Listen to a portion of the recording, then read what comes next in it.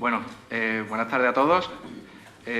Bienvenidos a esta primera jornada castellanista que hemos tenido a bien titularla Jesús Castellanos Alma Mater 1982-1987. En primer lugar, bueno, pues agradeceros a todos la asistencia, agradecer a la agrupación, en concreto a Salvador de los Reyes, presidente de la Comisión de San Julián, bueno, pues que haya permitido que hoy estemos por aquí. La cofradía, bueno, pues sentía la obligación moral de rendir un homenaje continuo a la figura de Jesús Castellanos y bueno, pues intentar trabajar para que no se pierda su figura, para intentar preservar ese legado que nos dejó y bueno, en esas pues surge esta idea de plantear la jornada castellanista con el propósito de que se mantenga en el tiempo. Intentar pues cada año hacer alguna actividad en torno pues, a la figura de Jesús, figura entendida en el más amplio sentido de la palabra. A partir de ahí, el hecho de que estemos hoy aquí, día 15 de noviembre, pues esto no es fruto de la casualidad, como no se suelen hacer las cosas en los Dolores del Puente, todo tiene un porqué, y el porqué de que se haga hoy, 15 de noviembre, es que hoy celebraríamos, si no me equivoco, el 70 cumpleaños de Jesús. Entonces, pues qué mejor homenaje que reunirnos aquí todos y pues hablar de él, ¿no? Que yo creo que es el mejor regalo que podemos hacerle. Así que yo me callo ya y dejo la palabra a los que saben. Así que, David, cuando quieras. Muchas gracias, bienvenido a esta mesa redonda, que sin duda creo que es fundamental. Y es fundamental, yo también tengo preparada una introducción, porque con este tipo de eventos se consigue de que no se caiga en el olvido. Y esto que parece muy sencillo, muchas veces no se cumple ni en las propias cofradías, ¿no? Pecamos de no recordar de dónde venimos ni quién nos ayudó a llegar al camino que hoy hemos trazado. Otro objetivo de la cofradía, que creo que también se cumple, es el debe. El debe con este tipo de eventos, porque si bien en todos los estatutos de las propias cofradías viene que se habla de caridad, de culto y de formación, esto también es formación cristiana y cofrade. Y creo que hoy esto más que nunca es necesario. Hace 11 años, como tú bien dices, falleció Jesús Castellanos. Han pasado pues, más de una década y estamos hablando ya de una generación pues, que ha cumplido 11 años. 11 años conectados pues, a las redes sociales, a Internet, una juventud pues, que una envidia sana porque tiene acceso a todo. Saben perfectamente pues, la cruceta que llevó la Virgen de la Macarena en la madrugada última, en Sevilla, las flores de los Dolores de Córdoba o la última pintura de nuestro hermano José Antonio Jiménez, ¿no? Pero no conocen o no saben quién fue Jesús Castellanos. Lo pueden conocer en fotos, pero no saben su obra, no saben los diseños, no saben el trabajo que hizo y lo que podemos ver cada lunes santo, que bueno, es el ideólogo de esta hermandad, junto con un grupo de cofrades que también tiraron del carro en un momento muy importante, como fue aquel año de 1982 o incluso antes. Y eso también hay que decirlo. Hace 11 años recuerdo un artículo fabuloso de un tuitero, puentiferario, muy dominico, por cierto, y que creo que también le gusta a los dálmatas, que decía algo así en su artículo de se busca superhéroe cofrade, ¿no? Es que era evidente. Lo polifacético que era Jesús, esa visión poliédrica que también tenía de todo, y quizás se le criticaba, entre comillas, claro, que sabía de todo, quizás menos de música cofrade. Y yo no estoy tampoco de acuerdo, ¿no? Porque una persona que su marcha favorita es La Estrella Sublime, de Manuel López Farfán, del año 25, algo de música también tenía que saber. Yo por lo menos así lo creo. Nos reunimos para hablar con él, para hablar de él. Hoy 15 de noviembre, día de San Alberto, de ahí su segundo nombre, Jesús Alberto Castellano Guerrero. Y es importante recordar también pues, todo lo que hemos pasado en esos 11 años, cómo levantamos el ánimo, tiramos hacia adelante, con Antonio en aquellos años de hermano mayor, 2005-2015, y nos vamos a centrar en este bloque del año 82 al 87, básicamente para conocer el origen de la hermandad y todo lo que sucedió desde que ese grupo de cofrades, aquí tenemos a Ángel Montoro, por ejemplo, se reúnen, rinden culto a la cofradía Es que fue en tiempo récord. En el 82 se constituye la comisión reorganizadora, en el 84 se constituye como cofradía, el 12 de enero del 87 se agrupa, el 4 de abril del 87 se bendice el Cristo, hace su primera procesión y en el año 2004 se corona la Virgen de los Dolores del Puente. Es decir, en 22 años una hermandad ha conseguido, ha trazado un camino que hay algunas de siglos que todavía le quedan cosas por hacer, ¿no? A nosotros también, evidentemente, pero esos hitos pues, son dignos de reconocer. Y sí me gustaría apostillar lo importante, como quiero reiterarme, de esta jornada, porque espero que tengan continuidad, porque hablar de Jesús Castellano es fácil, si todos lo conocimos, y por todo lo que aportó, desde el Corpus Christi, el pregón de la Semana Santa del año 2000, en la Cofradía de la Estrella, en la agrupación, que se sentía un hombre de agrupación, sentía que esta también era su casa, los Dolores del Puente, los diseños, el estilo de los Dolores en la calle. Son tantas cosas que es que hay que recordarle a esa generación que está pegada al teléfono, a las redes sociales, y que levanten un poco la mirada y, bueno, si se acercan por los Dolores del Puente también está muy bien, pero que sepan quién fue y todo lo que hizo Jesús Castellano. Esta introducción, a continuación lo que quiero hacer ahora es presentar a todos los ponentes. El primero que voy a presentar es Ángel Montoro, que tengo aquí a mi izquierda. Ángel Montoro, amigo de Jesús Castellano, lo conoce en la Cofradía de la Estrella, de esos jóvenes pues, que estaban o trataban de poner en jaque a Paco Lara, al antiguo hermano mayor de esa cofradía. Ese grupo de jóvenes rebeldes que buscaban otra Semana Santa más allá del solape, del clavel en la solapa y comiendo chicles, sacando el trono o las flores de plástico. Buscaban otra cosa diferente que se podía hacer. Lo único que había que pegar fuerte o dar un poquito, algún que otro codazo para decir a los de arriba que le dejaran paso, ¿no? Me han dado instrucciones, Ángel, de que te tengas bien amarrado porque parece que tú empiezas a hablar y no paras. Dicen que tienes una memoria prodigiosa y yo esta mesa redonda no la quiero convertir en un escritorio.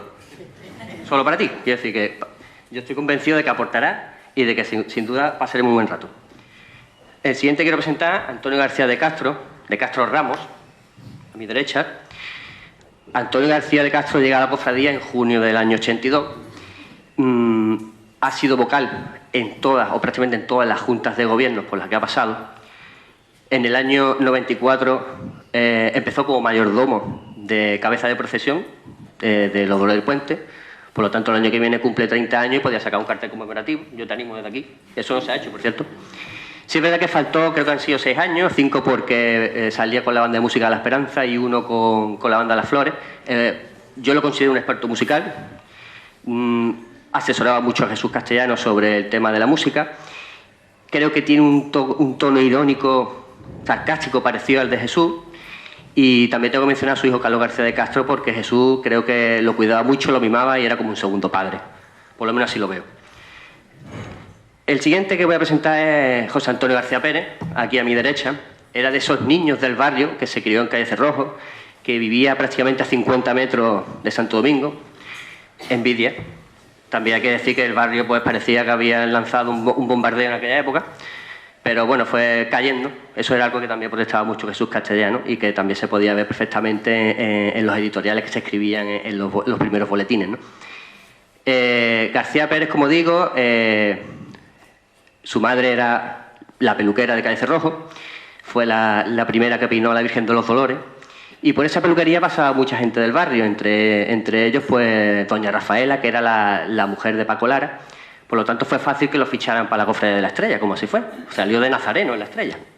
Pero claro, tanto ida y venida por los salones de Santo Domingo es lo que tiene, que te cruzas Jesús Castellano y al final pues también te fichas. Si luego estudias los maristas, ya has perdido. Y si encima estudias económica, pues entonces eso se traduce en 19 años, creo que ha sido de tesorero, 2 accidental y el resto pues por junta, ¿no? Es decir, el perfil claro para que los números de la hermandad los llevase él durante mucho tiempo. Y el último, Antonio Joda Soler, que yo presentarlo, la verdad, ¿quién no conoce a Antonio? Para mí es un amigo, poco. Y Antonio pues también llega a la cofradía, se hace hermano el 23 de marzo de 1987, viene por la devoción que tenía su madre a la Virgen, lógicamente pasar por allí y ver a la Virgen pues lo que tiene, que te atrapa, y con sus hermanos pues se pusieron de acuerdo para ir a la cofradía y sacar a la Virgen. En ese año, como digo, en el 87 se hace hermano. Conoció a Jesús en la cofradía, pero ya la conocía previamente porque Antonio pues estudió medicina, comenzó a estudiar medicina y en tercero de la carrera, la asignatura que todos sabemos, que lo sabemos porque lo daba Jesús Castellano, claro, que es Historia de la Medicina, él daba la parte práctica y cogía a Antonio pues, y le dio su parte práctica. Entonces ya por ese doble camino pues lo conoció. Antonio prácticamente, como él me ha dicho, ha sido de toda la cofradía, de todo, menos creo que ha sido menos secretario y albacea general. Ha sido pues vocal de caridad, teniente hermano mayor, tesorero, hermano mayor desde el 24 de junio de 2005 hasta el año 2015 y pues es que presentarlo pues es también muy sencillo. Como digo, un amigo, me lo he cruzado en la cofradía, hemos hablado, hemos discutido, pero al final siempre pues eso ha quedado ahí y para mí pues es un placer que hoy también esté aquí, Antonio. No me quiero entretener más, voy a poner el cronómetro, más que nada para que ustedes tampoco se aburran y para que no sea muy largo, me voy a referir. Y sobre todo para controlar también a mi amigo Ángel Montoro.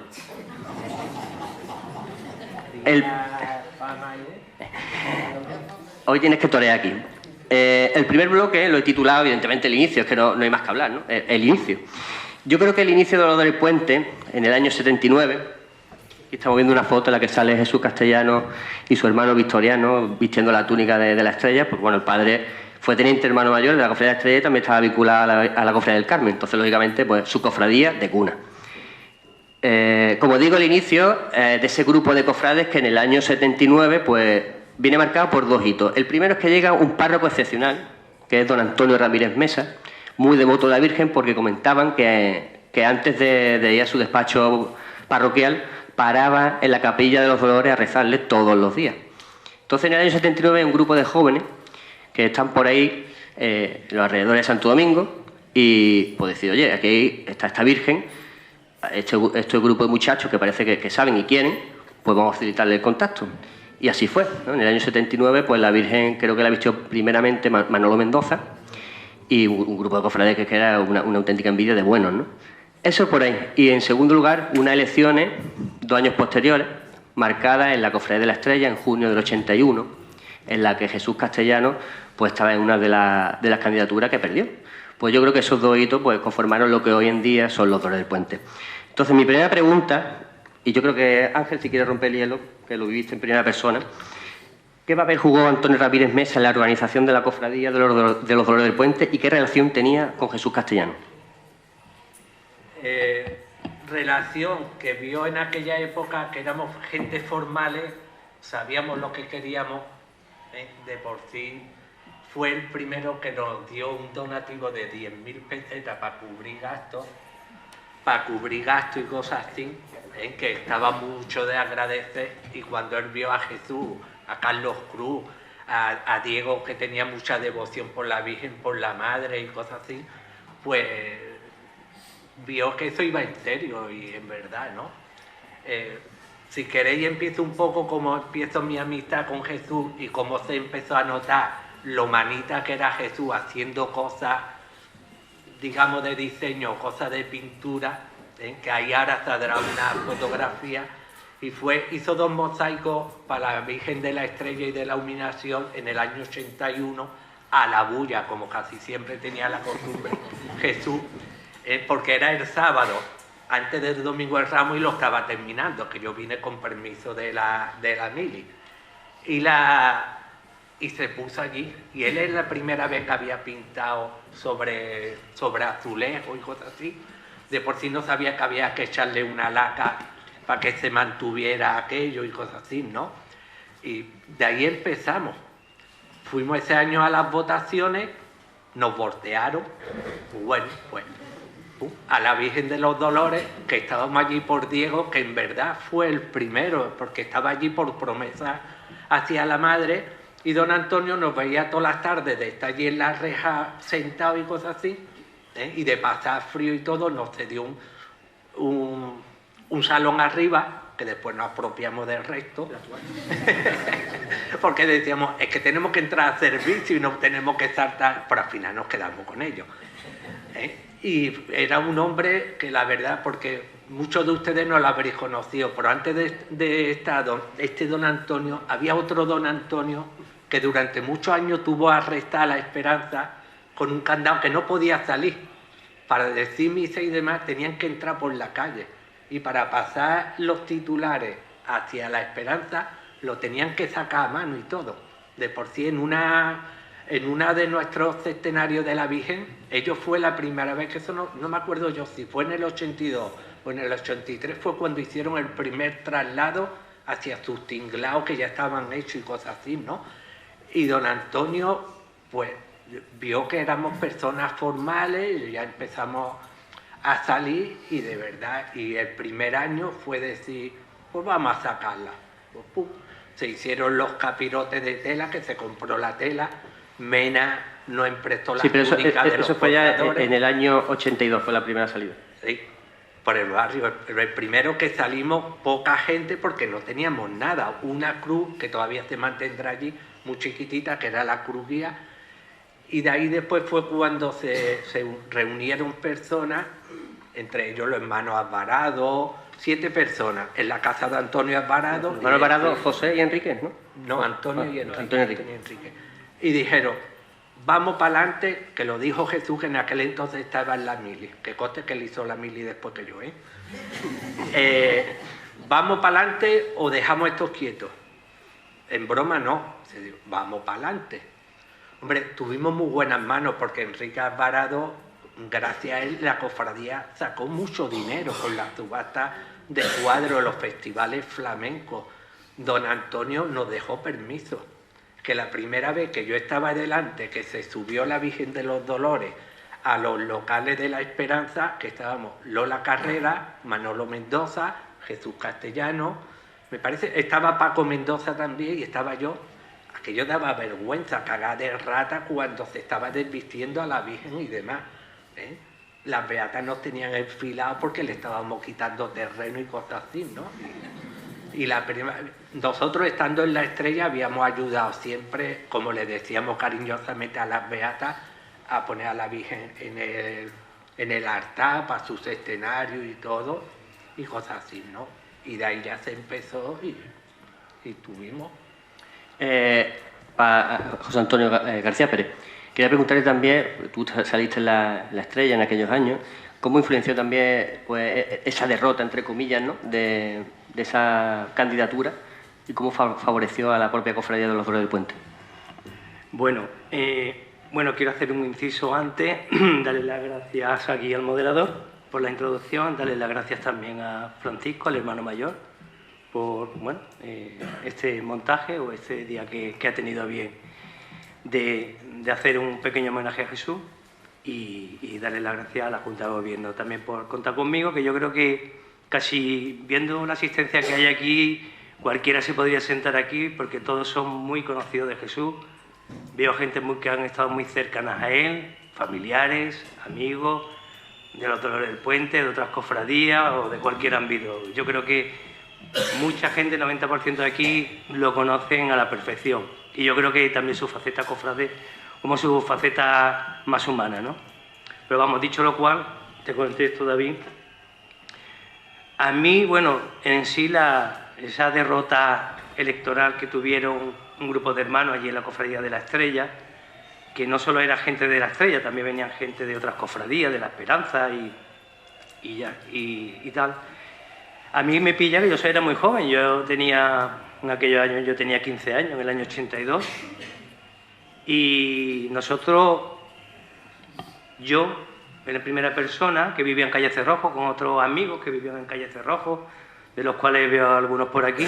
Éramos un grupo de chavales de 5 o 6 amigos de entre 14 y 15 años, que íbamos a los salones parroquiales y la relación que teníamos era con la gente de Mies, ¿vale? Y los misioneros de la Esperanza, que después, posteriormente, se fueron de allí de los salones parroquiales de Santo Domingo y, de hecho, algunos fueron los que fundaron la Cofradía de la Salud. Pero nosotros teníamos apego a los salones parroquiales porque con esta gente, bueno, pues hacíamos una labor pastoral y los chavales nos acercábamos por allí al patio a jugar, a hacer actividades con ellos. Y cuando dice Ángel, don Antonio le cede pues esa primera parte de la Casa Hermandad y después, bueno, pues también el otro salón de al lado, que era el antiguo colegio parroquial, pues bueno, allí nos cruzábamos los chavales que estábamos por allí jugando, pues con ellos que para nosotros eran gente muy mayor. A lo mejor que estaba haciendo la mili 20 años. Jesús también creo que estaba haciendo la mili en esa época. Tenía 27 o 28 años, ¿no? Que era el no sé, es que apuró el tiempo como decía su hermano, era el soldado más veterano, ¿no? Con más edad que hizo la mili. Y a nosotros nos pilló, pues, ya os digo, porque estamos por allí jugando y, bueno, ellos tenían, pues, cierto imán con la gente joven, porque yo creo que, en el fondo, Jesús lo que tenía mucho, porque podíamos hablar aquí horas y horas de su labor cofrade, yo creo que aquí mucha gente sabe más de su trayectoria como artista, de lo que ha diseñado, lo que ha hecho, lo que ha dejado de hacer en tal cofradía, tal trono, tal altar, incluso pintura, no sé, creo que aquí lo conocéis mucho mejor en esa faceta. Pero quizá a lo mejor la faceta menos cofrade, más humana por su parte, y yo creo que en el fondo Jesús lo que era un gran educador, ¿vale? Era un gran educador y te educaba, pues no sé, en valores, en formación académica. Él cuando veía allí a los chavales, y yo creo que hay gente, lo que lo hemos vivido en aquellos años, a principios del año 80, y gente que ha llegado después a la cofradía siendo, pues bueno, estudiante y tal. Jesús era una persona muy volcada, muy interesada en que la gente tenía que formarse, la gente tenía que tener una formación académica, un oficio y después una salida profesional. Siempre nos decía, mira que de las cofradías no vivimos, ¿vale? Y así un poco es mi llegada a la cofradía. Yo venía de, como ha dicho David, de ser nazareno en La Estrella, por mi vinculación, bueno, no por mi vinculación porque yo vivía a 50 metros de Santo Domingo, sino que, bueno, a mí me traía la idea de ser nazareno y como la mujer de Paco Lara y su hermana venían a mi casa todos los viernes, y bueno, pues yo le dije, mira mamá, a ver si con esta mujer, con doña Rafaela, pueden buscarme una túnica y tal para salir. Y entonces yo salí allí hasta el año 82, salí en La Estrella, porque el primer año que yo intenté salir aquí en los Dolores del Puente, las túnicas creo que eran de hombres de trono, y claro, a nosotros nos quedaban gigantes. Entonces todos los nazarenos eran muy grandes, Y bueno, mi primera salida procesional fue en el año siguiente, en el 83. Sí, pero nosotros, resumiendo, nuestra llegada fue un poco porque nos acogieron ese grupo de chavales quinceañeros que jugábamos por allí, estábamos cerca de los salones parroquiales y bueno, pues teníamos contacto pues a través de ellos. Es lo que comenta, porque la verdad que Jesús tenía cierta obsesión con la formación académica. Raro era el día que, sobre todo al finalizar los cursos, que nos preguntaba por las notas, ¿no? ¿Qué tal, cómo venían esas notas? A Antonio Joda y García de Castro, con tantas horas que habéis pasado con él, tantas vivencias, sí que me gustaría preguntaros si él alguna vez pues buceaba en la historia de esos recuerdos que tenía con el párroco, Antonio Ramírez Mesa, y con esa elección de La Estrella. No sé si os comentó alguna vez algo, os dijo algo en aquel momento. No especialmente, pero yo sí querría apuntar un punto de vista distinto al que creo que hasta ahora se ha venido teniendo de cómo se inicia la cofradía. Yo, al menos como yo he venido entendiéndolo a través de los años, y sin embargo, precisamente preparando esta mesa redonda, pues me he dado cuenta que creo que puede que no fuese así. Siempre hemos entendido de que hay unas elecciones en la cofradía de La Estrella y don Antonio, pues de una manera bondadosa, pues, oye, pues haceros cargo de la Virgen de los Dolores. Yo creo haber descubierto que no. ¿Por qué? Pues porque las elecciones en la cofradía de La Estrella es en 1981, en junio, y ya en 1979, don Antonio le da el encargo a un grupo de jóvenes de la parroquia, cofrades de la parroquia, que se hiciesen cargo de los cultos del centenario de la Virgen de los Dolores, para así al mismo tiempo también poder adecentar la capilla de la Virgen de los Dolores para el resto del año. Entonces, ¿qué creo yo que debió hacer? Pues que don Antonio observó que el trabajo, el cuidado que venía haciendo Manuela Fernández y Salvadora Sánchez, las mujeres que cuidaban la capilla, pues podría ser más voluntarioso que eficaz. Y por lo tanto, pues él quiso ir buscando una salida a adecentar, a darle la dignidad que él creía que merecía la imagen de la Virgen de los Dolores, tanto la imagen como la capilla. Por eso inicia y posteriormente pues va permitiendo que este grupo de cofrades se vayan tomando mayor contacto con la Virgen de los Dolores. Eso sí, sabiamente, con mucha inteligencia, pues don Antonio aprovecha la circunstancia, que no es otra cosa que una circunstancia, de que este grupo que decide salir de la... que no eran solamente jóvenes, las personas que salen de la Estrella eran jóvenes y también mayores, entre ellos Enrique Alvarado, Antonio Alvarado, Carlos Cruz, José Antonio Mir... Mayores, entre comillas, eran sí, ¿no? Jóvenes, treintañeros. Jóvenes, pero no veinteañeros. No. Ya tenían hijos, sí, algunos y demás.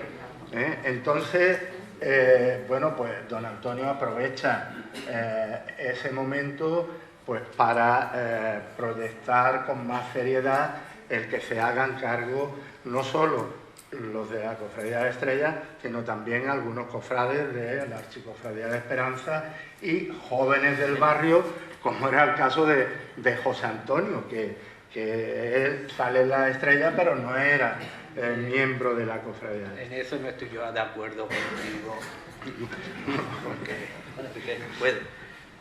Cuando nosotros, digamos, empezamos, que nosotros ya habíamos echado, como antes dije cariñosamente, a las beatas, a pasar a la Virgen, para además limpiarla entre Lola Carrera, Manolo Mendoza y todo, lo mismo se hizo con la Virgen de Rosario.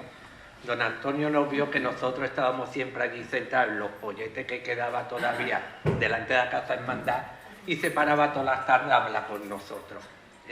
Nosotros estábamos allí por Diego, porque es verdad que estábamos habituados, que eso también hay que agradecer a la Estrella.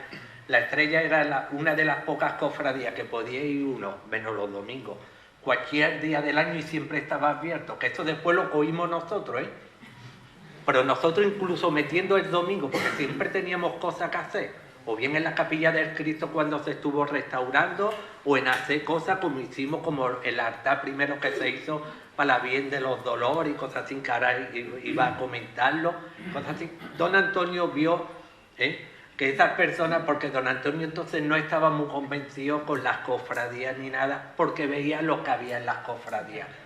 Los vio a nosotros, vio que las beatas, entre ellas, es que no me acuerdo el nombre, que era de los Pérez Brián, que vivía por la Alameda Colón, esa mujer me decía: ay, yo sé que estáis en contra mía, pero necesito que me echéis esta mano.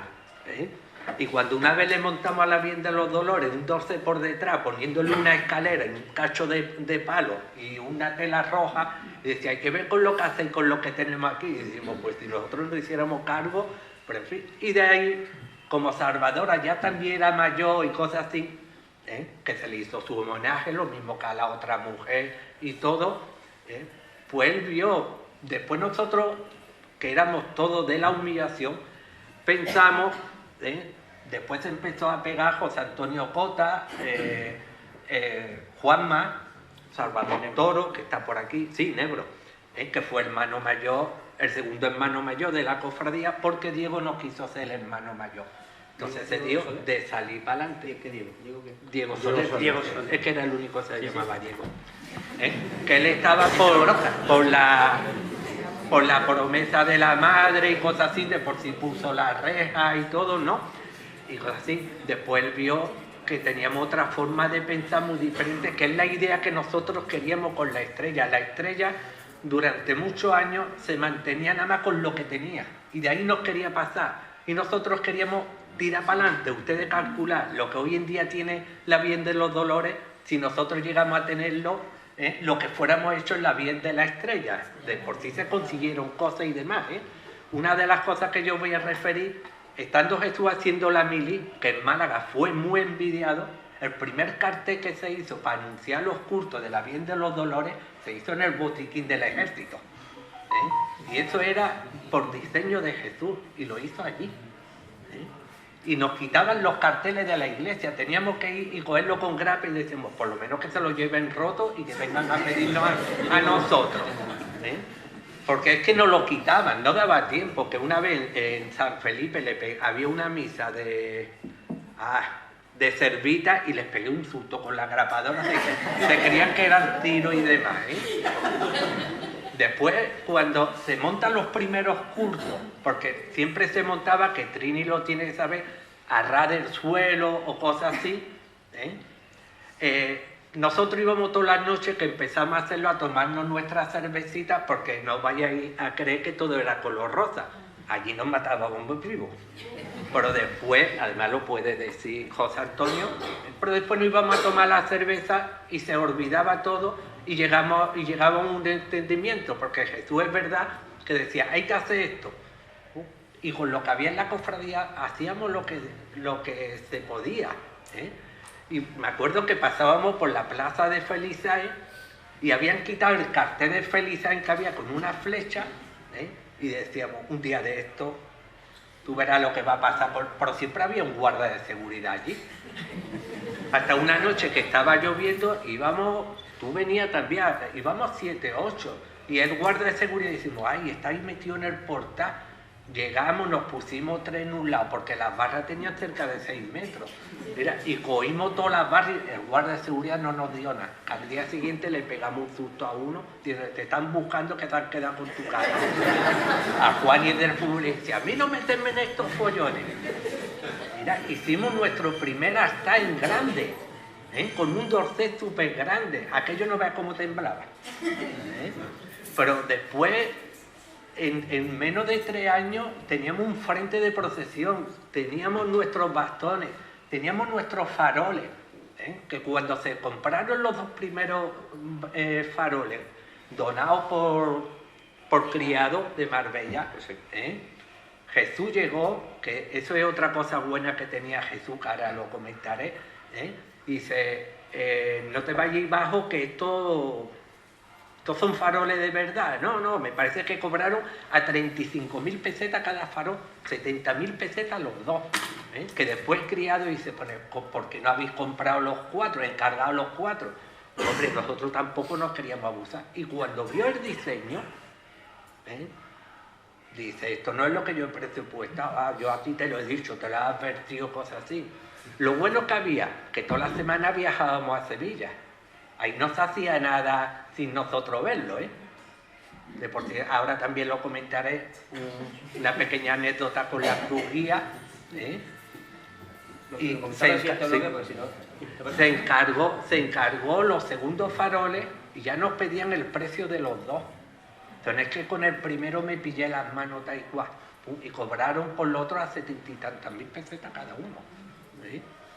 Y en la calle, aun saliendo por el barrio, éramos una cofradía, en seriedad, porque Jesús decía, el día que salgamos al centro tenemos que salir con todo, no incompleto. Y se consiguió, trabajando mucho, haciendo muchas cosas, porque se hicieron festivales flamencos, se hicieron... Eso lo vamos a hablar, de la manera que tenía la cofradía de generar ingresos con cosas muy ingeniosas. Antonio García Castro, ¿conociste al párroco? Sí. Háblame. Sí, lo que pasa es que yo cuando empieza Ángel y trae recuerdos tan interesantes, yo me pregunto qué pinto yo aquí en la mesa, pero yo efectivamente siempre recuerdo el aprecio... Ese es don Antonio. El del centro. Siempre recuerdo el aprecio y el reconocimiento que tuvo Jesús por don Antonio, por el empuje. Yo creo que quizá hay una mezcla de las dos cosas que se han comentado. Es decir, cuando llegó el el tema de las elecciones en la Estrella, probablemente don Antonio pues hubiera querido que ese equipo hubiera entrado, hubiera ganado las elecciones, pero en cualquier caso también, entre comillas, vino bien el asunto para los Dolores. Yo no sé si hubiera existido el empuje de la Cofradía de los Dolores si aquellas elecciones las hubiera ganado.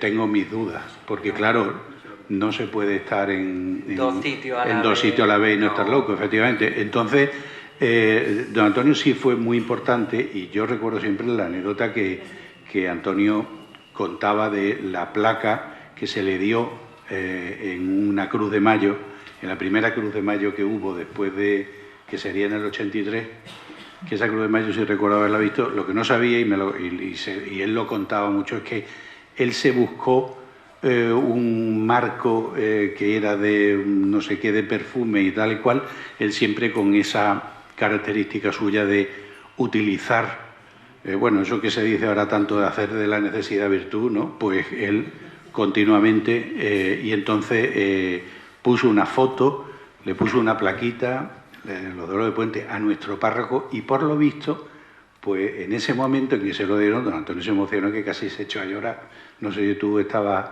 delante, y entonces había una unión muy fuerte con el párroco. Es decir, yo recuerdo una conferencia que dio Jesús en el Museo Diocesano en el año 85 quizá, y él defendiendo la figura del párroco que estaba allí, que él decía que yo no sé lo que otros pueden decir, pero yo sí puedo decir que nosotros tenemos un párroco como es debido, un párroco en condiciones, gracias a ese apoyo que él siempre había notado de don Antonio. Don Antonio era muy particular, yo recuerdo las veces que le conocí, y era un tío muy particular, pero era también un párroco muy párroco, es decir, un párroco de los que hacen parroquia. Y eso es importante, porque algunas veces en estos tiempos se echan en falta. Aunque no sea, porque no creo que lo fuera nunca, un cura cofrade. Es decir, que eso es otra cosa. Yo creo que él apreciaba el trabajo que se hacía bien, y en este caso pues le tomó aprecio a la forma de hacer las cosas y a la personalidad de los que estaban allí, y yo creo que empezando por supuesto por Jesús. Que aquí en la foto podemos ver al párroco don Antonio Ramírez Mesa. Él siempre se ponía con una cara de estar ahí como por obligación. Yo, cuando se le entregó la medalla de la cofradía, porque él ya se jubiló, ¿no? Yo creo que se jubiló, se le entregó la medalla, y Antonio tuvo que convencerle para que firmara en el libro de la cofradía, y vamos, yo recuerdo que estaban él y Jesús hablando con él, y él total como medio minuto, hasta que al final él escribió muy poquito, no sé lo que pondría, el hombre que lo suyo no era la vista afuera, lo suyo era el trabajo de parroquia. Pues vamos a finalizar el primer bloque. No he contado las reglas del juego, que son muy sencillas. Entre bloque y bloque puede participar todo el mundo que esté aquí. Tenemos un micrófono de mano, solo hay que solicitarlo, y si alguien quiere aportar, preguntar o decir cualquier cosa, siempre del respeto, será escuchado sin ningún tipo de problema. Si hay alguien que quiera comentar algo de este primer bloque, ahora es el momento. Muy bien, pues pasamos entonces al segundo, que lo he titulado 1982, el sextenario definitivo y la primera procesión por el barrio. Evidentemente ese año está marcado en el libro de Historia de la Cofradía pues, con letras de oro, y sí que me gustaría empezar un poco a comentar, a bucear en aquella Cuaresma del 82, que cómo se vivió, ¿no? Cómo lo vivisteis los que estuvisteis en primera fila, y qué recuerdos tenéis. Venga, Ángel, lánzate. El pensar y hacerlo fue todo. Antes os lo he dicho que Jesús era cuando mejor trabajaba, lo pienso y lo hacemos. Y esto fue. Mena, gracias a Mena, nos dejaron las túnicas de los portadores, allí se cosieron los capirotes de tela y demás para poder salir. Los de las velas no me acuerdo yo muy bien. Y salimos con 30 o cosas así, o 40 personas. 40 nazarenos, 34 hombres de trono. Ese fue. Sí. Y salió que por eso estábamos debiendo dinero en todos los sitios. Ese fue el donativo de Jesús. Después Pues para nosotros fue un orgullo, por eso fue efectuar esa reunión para decir, ¿tiramos para adelante o nos quedamos quietos? Se dijo, vamos a tirar para adelante, se habló con Don Jesús, él nos dio el visto bueno y todo, no se metía nunca para nada porque veía que lo que estábamos haciendo era todo en plan formal, todo legal y todo, ¿eh? Y gracias a él, pues cosas así. Lo que tú antes has dicho, si nosotros llegamos a ganar las elecciones en la humillación, estaríamos en la humillación. Bueno, no fuera echado otro hermano después de eso, ¿no? Pero fuéramos estado en la humillación, pero con otra idea, porque Jesús, por ejemplo, en la humillación, pues Jesús, el hermano mayor, don Paco Lara, pues le decía a Hermelena, porque empezó a llevarle la contraria, lo mismo que yo y cosas así, porque yo mi voto, por ejemplo, cuando se dijo de las inundaciones del 78, que los tallones no podían salir, que lo restauró el hermano de Parmapurgo, el Mario, lo que no me acuerdo de la cantidad que cobró, pero muy poco, y yo dije que no, y como éramos jóvenes en aquella época, y Jesús con la melenita, cada vez decía, ya está ahí el melena, ya, tú por claro, porque él quería hacer cosas, de por sí Jesús le dijo, en vez de hacer los sayones, restaurar el sayón, se puede hacer para vestirlo, que ya lo había visto de hacerlo. En Málaga no me acuerdo si fue la sangre el que ya lo había sacado, hacer las manos nada más y la cabeza, y menos peso para el trono, pensando también la juventud. Cosas así. Después otro de la era que como no quería la cruz gamada también era enemigo de Paco Lara, ¿no? Pues después nosotros el segundo año, ya cuando salimos en el 82, teníamos ese frente de flores en un trono chico, porque siempre han salido y sigue saliendo la orquídea, como mínimo un ramillete de orquídea, y a los pies de la Virgen la azucena y los cardos borriqueros, que había que saltar el muro del río y no veas cómo se llenaba uno. Ahora ya cuesta más trabajo ya por ello, ¿no? Pero decía, hay que buscarlo, venga, al río a buscarlo. Eso sí, él también se metía en el río, pues así, y empezábamos, y de por sí el primer año que ganó Mena, por tener un frente de trono floral, que lo ganó Mena, que eso lo hizo el restaurante La Cuchara en la Plaza de las Flores. Jesús fue quien ayudó, Antonio se llamaba, ¿no? Aragón, el florista, fue el que le ayudó, porque Antonio Aragón no tenía diseñadores, digamos, ni cosas así. Jesús fue, a nosotros no ganamos ese año, porque no era por el recorrido oficial. Bueno, era por el recorrido oficial y nosotros no salíamos por el recorrido. Y lo ganó Mena. De por ahí nuestra vinculación con Mena, más incluso que con la gente de la Esperanza y todo, porque Mena a nosotros... Hay que mencionar mucho, a Agustín Sibaja, que ayudó bastante. Hermano nuestro, portador de trono, y a él se le pedía cualquier cosa y lo teníamos con Mena. Entrábamos como por nuestra casa. Además, está aquí Trini, que ella es archivera de Mena y todo, y eran estupendos con Jesús y todo.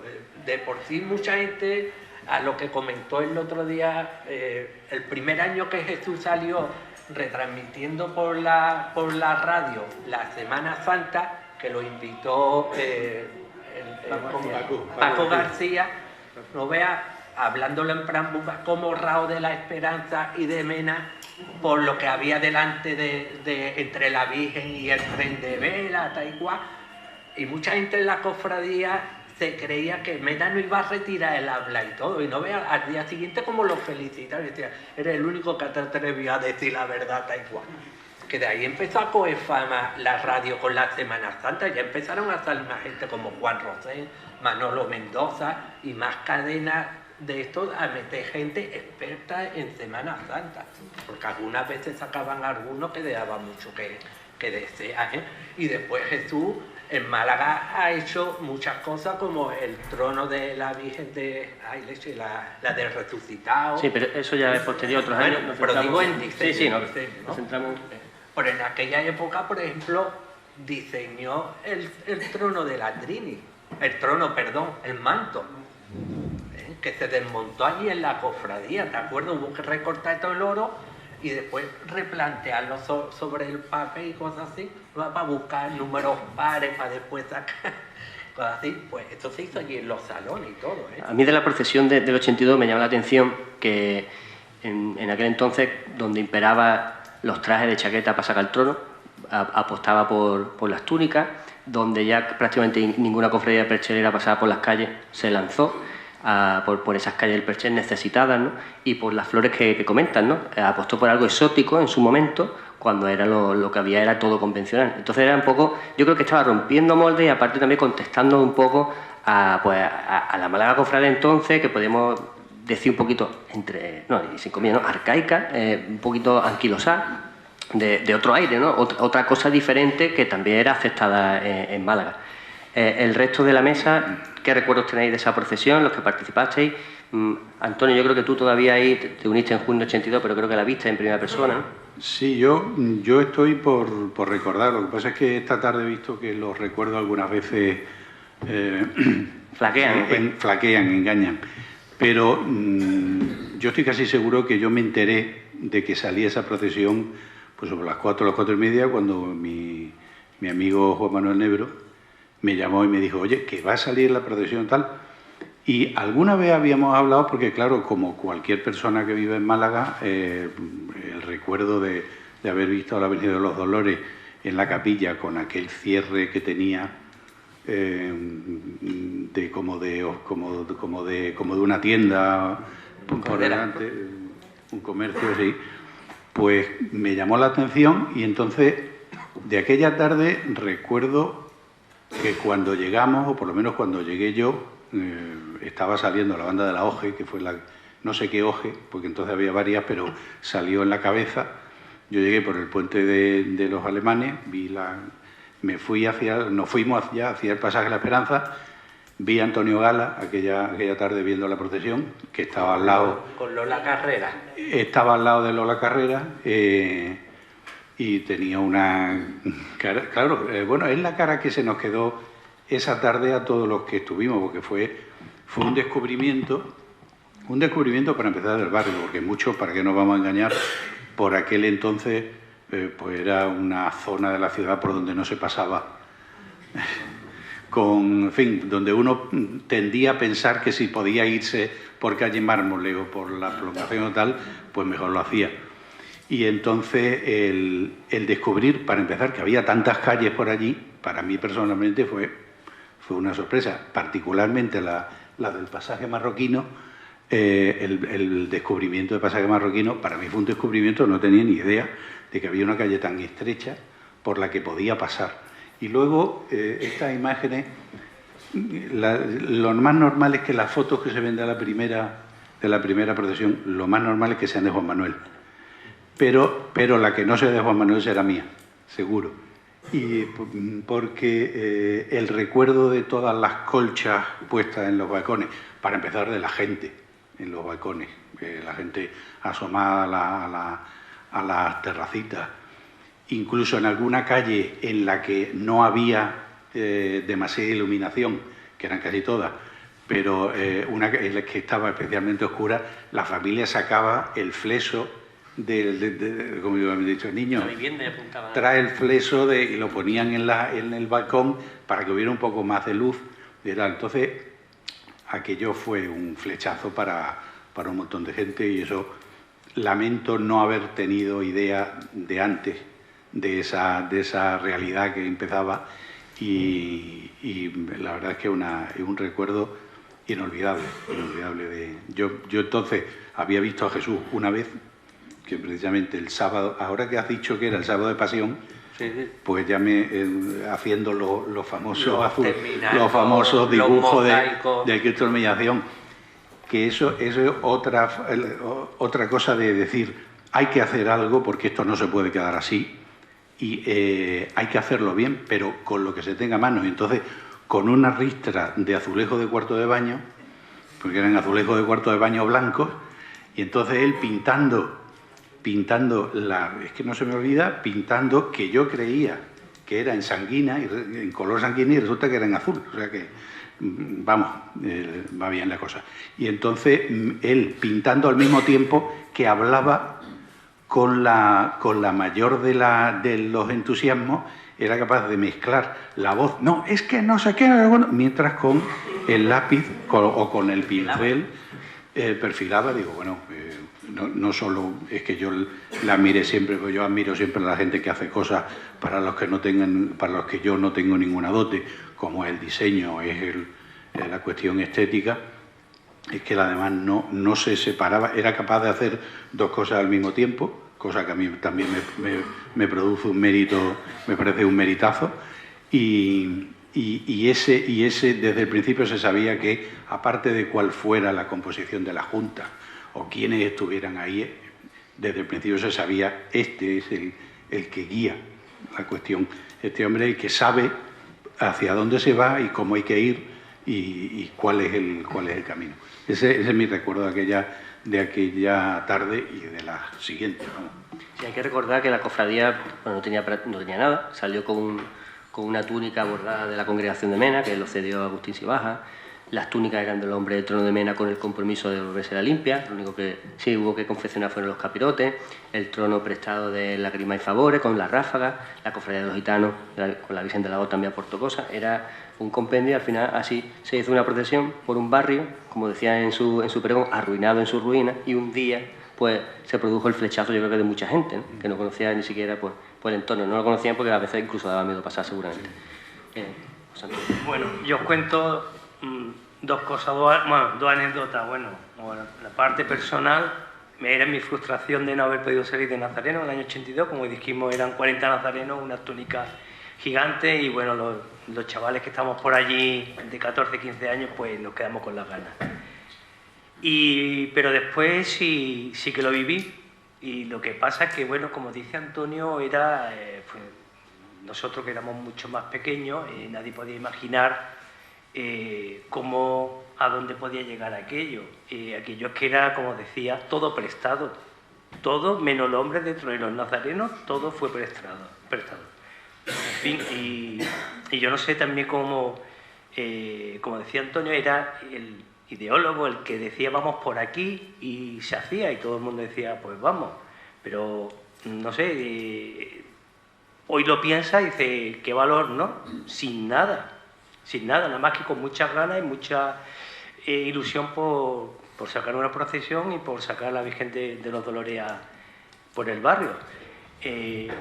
Como decía Antonio, el barrio en el año 82, aquello realmente daba miedo pasar.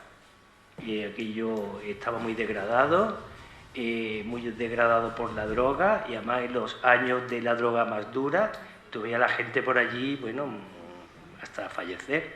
O sea, Jesús, bueno, pues Jesús conocía hasta los camellos que estaban ahí en la esquina, que se ponían en el bar legionario. Los saludaba todos los días, les daba los buenos días y las buenas noches. Pero sí fue, bueno, yo recuerdo que allí tampoco mucho público no había. No estamos en el año 2023, ni había medios, ni medios de comunicación. Bueno, lo que había era la prensa escrita diaria y la radio, pero no había información para tú lanzar un mensaje que había una procesión y tal, y aquello funcionaba por el boca a boca. Y allí, bueno, como decía Antonio, unas calles muy estrechas, calle Marroquino, pero allí pues te podías mover, te podías mover con cierta facilidad para ver la procesión. Y ese es mi recuerdo que yo tengo. Antonio, ¿alguna vez mencionó o te recordaba Jesús ese inicio, que cómo se expresaba a la hora de, pues no sé, de hablar de esa procesión del 82? Pues mira, conforme has ido tú precisamente describiendo esa procesión, que si el trono tal, que sí, he recordado que Jesús comentaba que esa procesión no fue una procesión organizada. Esa primera procesión no fue de manera organizada, sino todo lo contrario, que fue absolutamente espontánea. Vamos a hacer esto. Y esa espontaneidad era consecuencia de... se producía como una respuesta a la negativa que la Cofradía de la Estrella tuvo en 1979 a que la Virgen de la Estrella saliera en procesión después de sus cultos por la feligresía, por el barrio. Y de esa manera es como surge esta primera procesión. Ciertamente Jesús improvisaba mucho, pero no le gustaban las cosas tan, sobre todo cuando había que hacerlo, es decir, un mínimo de organización también requerido.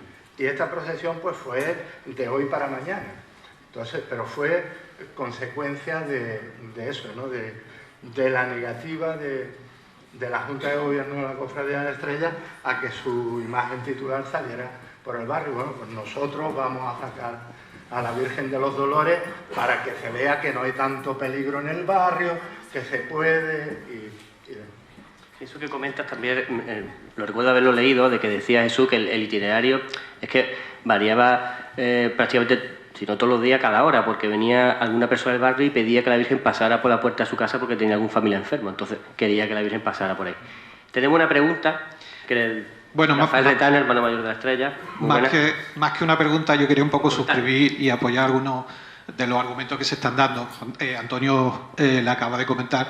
Yo creo que esa primera salida hay que ponerla mucho en conexión con la Estrella Chiquita, que deja de hacerse, como ha dicho Antonio, en el año 79. Yo creo, y corregirme, que creo que este primer trono es el que utilizaba la Virgen de Lágrimas y Favores para el Rosario de la Aurora, que es el mismo que utilizaba la Estrella para hacer la Estrella Chiquita. Sí, que hay mucha conexión y en lo que se comentaba en el primer bloque, yo creo que solo hay que coger la Junta de Gobierno que pierde las elecciones en la Estrella en el año 81, y creo que, bueno, muchos estáis aquí, Ángel, su hermano Diego Soler, Juan Pérez Ródena, los hermanos Alvarado, José Antonio Melgarejo, el propio Jesús, mi padre también, es decir, es que era calcada la Estrella y era una forma de contestar precisamente a la Estrella todo lo que se había intentado hacer, porque como decía antes el Ángel, es que, bueno, Jesús empieza una etapa dura después de venir de su formación en la universidad, evidentemente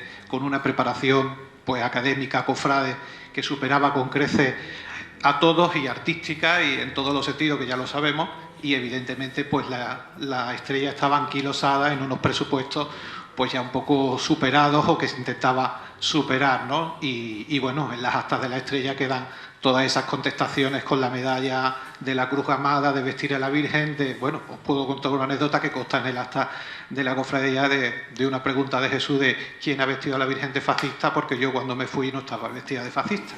Entonces, la situación era muy tensa y evidentemente yo creo que de no haberse perdido aquellas elecciones, pues desgraciadamente, como se dice siempre, Dios escribe derecho con renglones torcidos.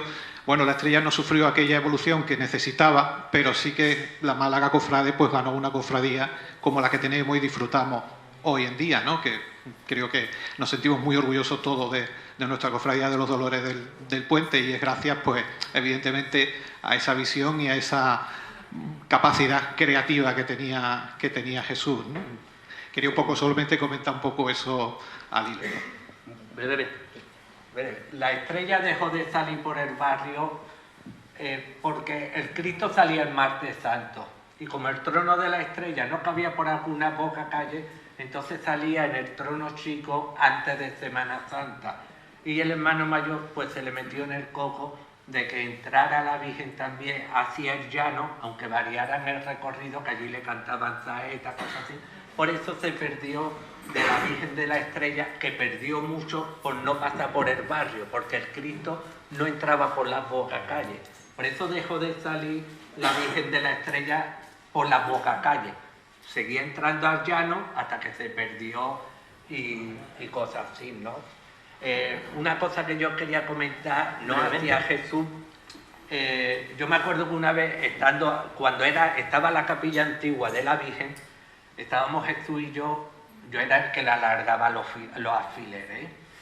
Estaba él vistiendo la imagen y siempre se ponía una cortina para que la gente no viera, por el respeto.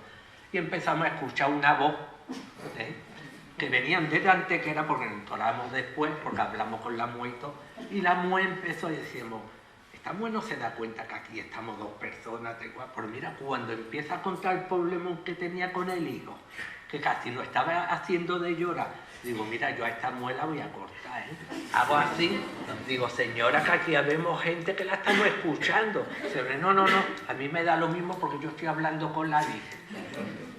Mira, como Jesús ya casi había terminado, cogimos, quitamos la cortina, la abrimos a la mujer para que entrara dentro, nosotros nos salimos por fuera, nos ve a la mujer como una agradecida y decimos, esto ya no es Jesús ni yo, es la mujer con la imagen, venía de Antequera, ¿eh?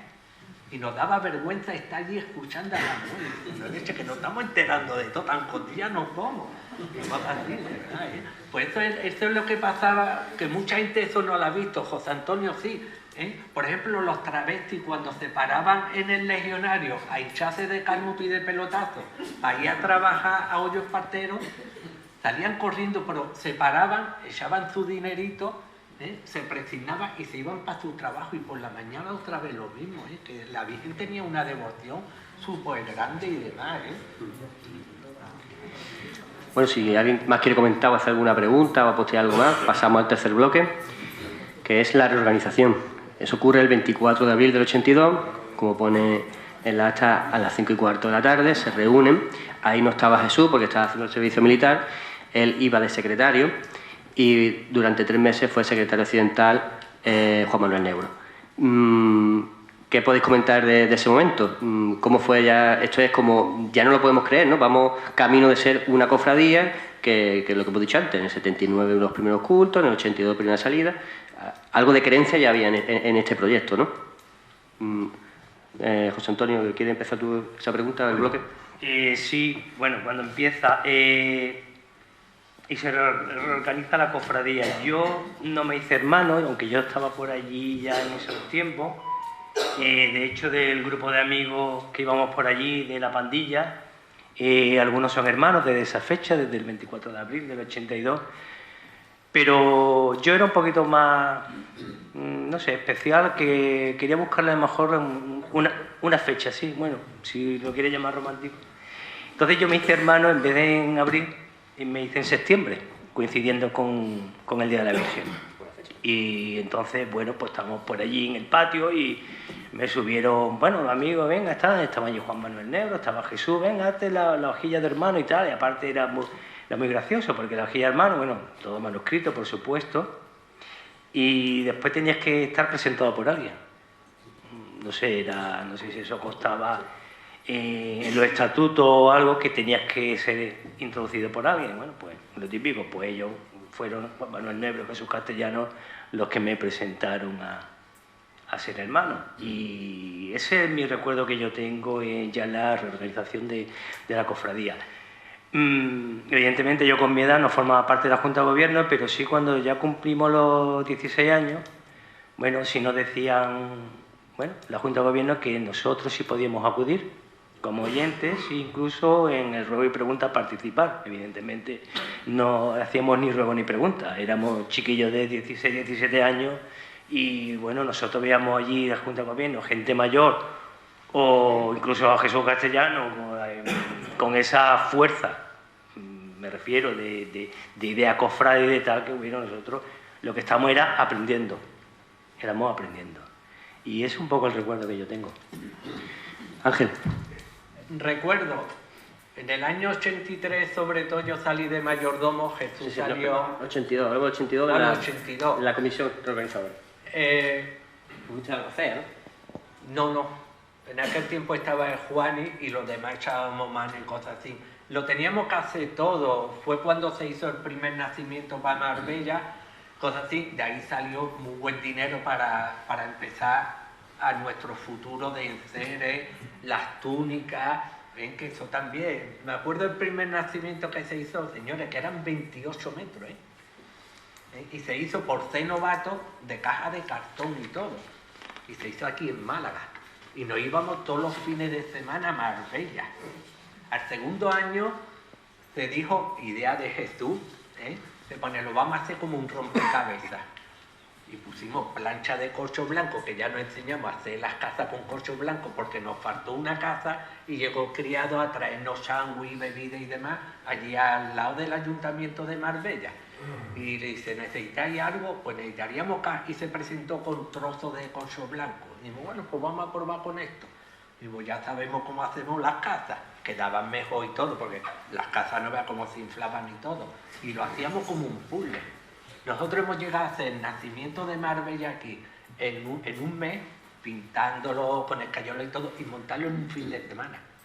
Porque ya iba, hasta como se iba de Málaga, era como se montaba allí. Y eso es de agradecer el dinero que eso reportó hasta que entró Gil, fue recortando y me echaron. Después, al segundo año, nos salió uno en el aeropuerto a hacerlo a 4 caras. ¿Te acuerdas, José Antonio? Sí, sí. Bueno, y además metido en una onda de cristal y todo el mundo pasando por allí. Decimos, coño, no, eso lo vamos a comentar en el siguiente bloque, que es el compromiso social en todas las actividades, ¿no? Volviendo a este bloque, y lo cerramos, ¿cómo era el nivel de exigencia, de compromiso entre vosotros? ¿Se deterioran las relaciones? Porque yo supongo que tantas horas juntos, debatiendo distintos puntos de vista, ¿cómo fue eso? Dicho, nos peleábamos, después nos íbamos a tomar nuestra cerveza y todo, y había incluso veces que volvíamos a regresar, si es que nosotros estábamos, digamos, las 24 horas, de lunes a domingo, porque la mayoría estábamos solteros. Bueno, Enrique y demás, de por sí, eso lo cuento en plan anecdótico, el primer teléfono que tuvo la cofradía lo pagó la mujer de un hermano, porque decía, yo tengo que saber dónde está mi marido, que ustedes estáis dos solteros, y pagó, nosotros pagábamos después las cuotas, pero ella pagó la... ¿Estaba allí? ¿Estaba en Madrid? Sí, hombre, sí. Decía, porque yo tengo, y yo decía, ¿y de qué? Si estamos abajo en la capilla, tú no vamos a escuchar el timbre, puñeta. Y de eso, porque en aquel entonces, sobre todo en los años 70 y algo, os lo digo por la humillación, había mucha fama que como en esa época no había mujeres en las cofradías. Y la humillación fue la primera que cuando empezaron a entrar la juventud en los tronos, faltó gente para los nazarenos. Y fue de los primeros en meter a las mujeres. A lo primero iba todo revuelto hasta que Carlos Cruz, que era el albacea general, dijo, Cristo, las mujeres, los hombres o los muchachos en la Virgen, porque alguna vez sin querer se tocaba algún que otro culo. Y por eso se dijo que la gente sepa que en el Cristo van todas mujeres y no se pueden equivocar con el culo de nadie, ¿no? Y cosas así. Y es que estábamos allí metidos, llegaba el domingo al mediodía y nos íbamos allí a las 12, es que teníamos cosas que hacer, de verdad. Hoy en día, pues, gracias a Dios está todo hecho, o si no, pues pintábamos la capilla, estábamos con la capilla liados, después también se remodeló la capilla, que eso era todo de una forma, lo voy a decir de esa forma, el quedarnos nosotros con la capilla del Cristo es porque primeramente fue la hermandad rociera, que estaba buscando en Málaga capilla, pero cuando vio lo que se tenía que gastar, que ellos lo fueran echado todo abajo, y es la última capilla que quedaba por restaurar en Málaga después de las quemas. Y la humildad también. La humildad también tuvo, y después tuvo otra que está ahora por la calzada de Trinidad, la de las llagas. Y ya Jesús dijo y se pone, aquí no vamos a dejar que nadie entre tal y cual. Y se le dijo a don Antonio, nos quedamos nosotros con la capilla. Que me acuerdo que Kiko y yo limpiando... No, el Kiko que ha abogado, Francisco Javier. Serralmo. Que ha abogado. Estábamos quitando, salíamos negros de quitar todo el hollín todavía, porque lo único que habían hecho era repintar. Ustedes porque no lo habéis visto, pero Jesús no se imaginaba que hoy en día nadie se iba a meter nunca en esa cúpula, que cuando llegó el primer escayolista, que para contratarlo se le dijo, haga el plafón de arriba y hágalo polludo, que hay muchos metros de altura, y el tío llevó una galleta, y dice Jesús, esto no nos vale, esto no es lo que se le ha pedido, queremos volumen, como la esperanza, volumen, y el tío decía que no lo comprendía, súbase usted arriba y mire usted para abajo, y dice, no veo nada, digo, entonces, después dimos con los buenos escayolistas que se acoplaron a todo porque la cúpula hizo una especie de bañera que es donde se hacía todos los santos que hay. Si no se fuera tenido que hacer uno por uno lo que era la bañera, porque los paredes, pues que le iba a decir a Jesús lo que hoy en día hay ahí. Pues eso ninguna cofradía lo fuera hecho, y eso es lo que Jesús nos tirábamos muchas horas porque él fue el que modeló todo el barro. Que eso primero está hecho en barro, después se lo llevaban los escayolistas, lo traía y los escayolistas lo único que le decían, si va a hacer brazo y demás, o procura que esté pegado al cuerpo, o de una forma que lo podamos quitar y se le hace un molde aparte porque no se puede hacer. Y los mismos escayolistas lo decían, que estaban haciendo una cosa que ellos no se imaginaban que esto se iba a poder hacer y demás. Pues eso es de agradecer. Los demás, si queréis aportar sobre ese nivel de exigencia. Yo solo quería apuntar una cosa en esto de la comisión reorganizadora. Comentar que la figura de Jesús, ya lo dije un día cuando estuvimos hablando del tema, era una especie de imán, ¿vale? De imán humano. Por la edad que él tenía por aquella época, él estaba un poco a caballo entre la gente que era algo mayor, que hablamos gente con 30 y tantos.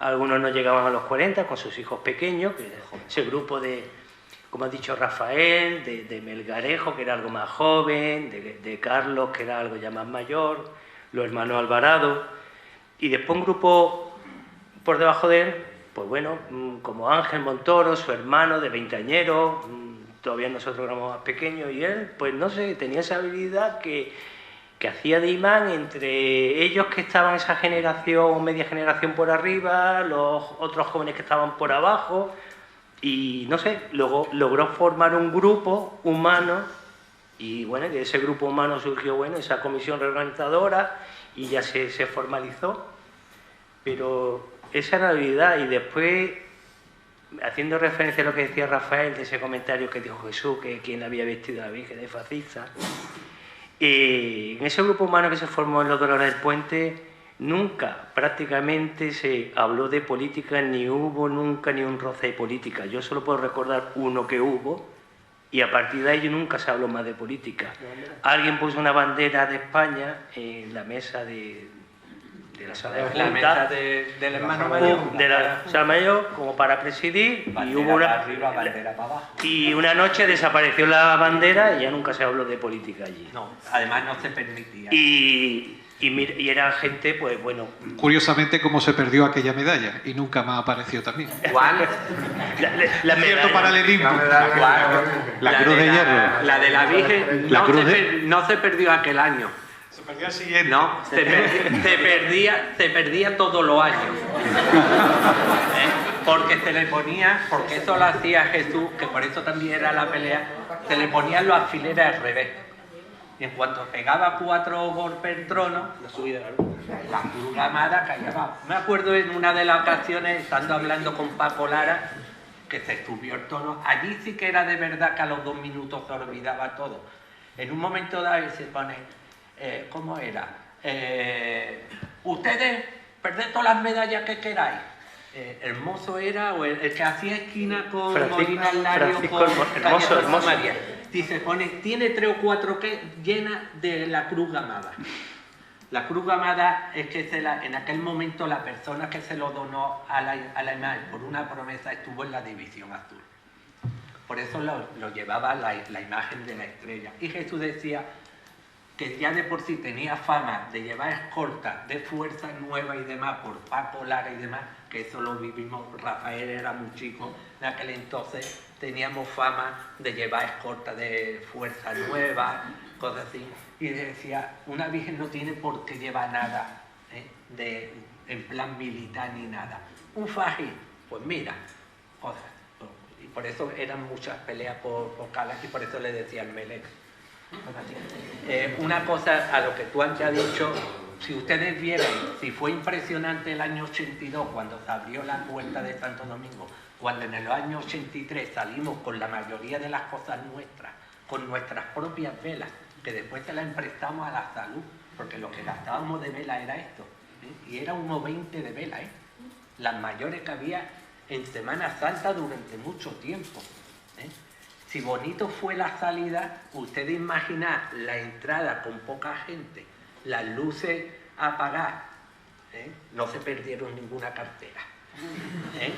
Y entrando los nazarenos, la mala suerte es que teníamos que apagar las velas porque decía que quemábamos el suelo, un estilo a la catedral de Málaga. Por eso eso daba impresión. El primer año que lo hicimos, con los nazarenos mirándose uno al otro y la Virgen pasando, eso daba, con todo apagado y demás, al año siguiente la gente se estaba peleando por entrar y cosas así. Esa es la forma de irle dando... Pero eso que comenta es que cuando yo creo, a ver si me lo puede confirmar también, cuando se hacían procesiones, cuando había culto, es que eran terminadas y creo que la nómina de hermanos aumentaba. Sí, Estaban atraídos. Sí, además, pero es que era curioso porque allí venían nazarenos, es que fuimos pioneros, fuimos los primeros a decir, el que quería salir de hermano solo tenía que venir y nada más. Y apuntarse y ya está. Si quería dar un donativo lo daba, y si le no hacía tenía el capirote. donativo pues no lo daba porque no podía, y se le hacía el capirote, bueno, unos capirotes que no tenía que gastar de cartón, dinero. o sea que era totalmente voluntario. Eso no había hermandad en Málaga que lo hubiera promovido en aquellos años.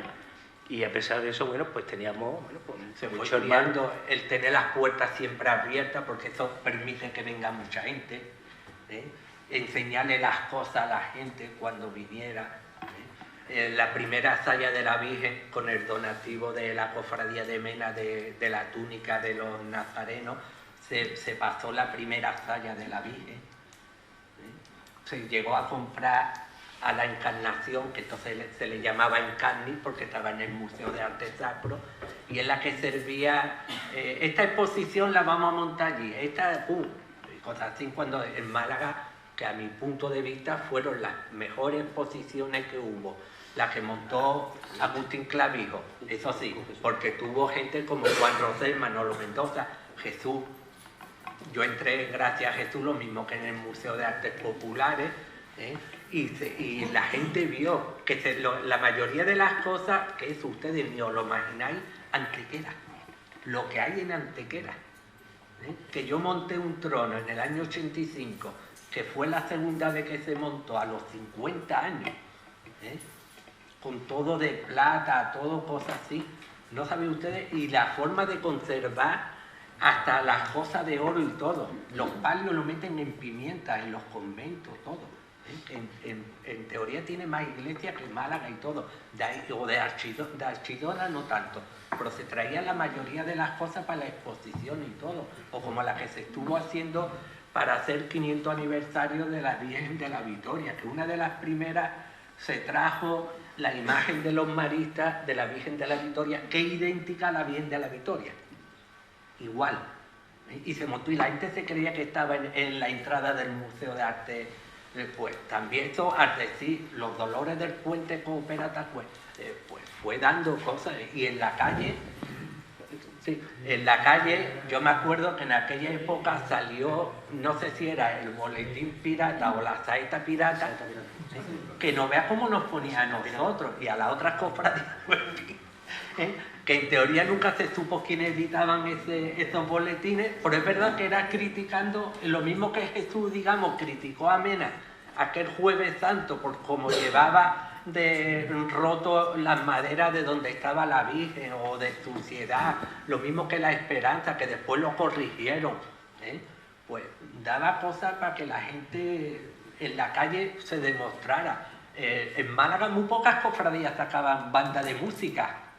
Nosotros la estuvimos sacando por el barrio, que la primera fue la de Gibraltar, que le teníamos manía al niño del bombo.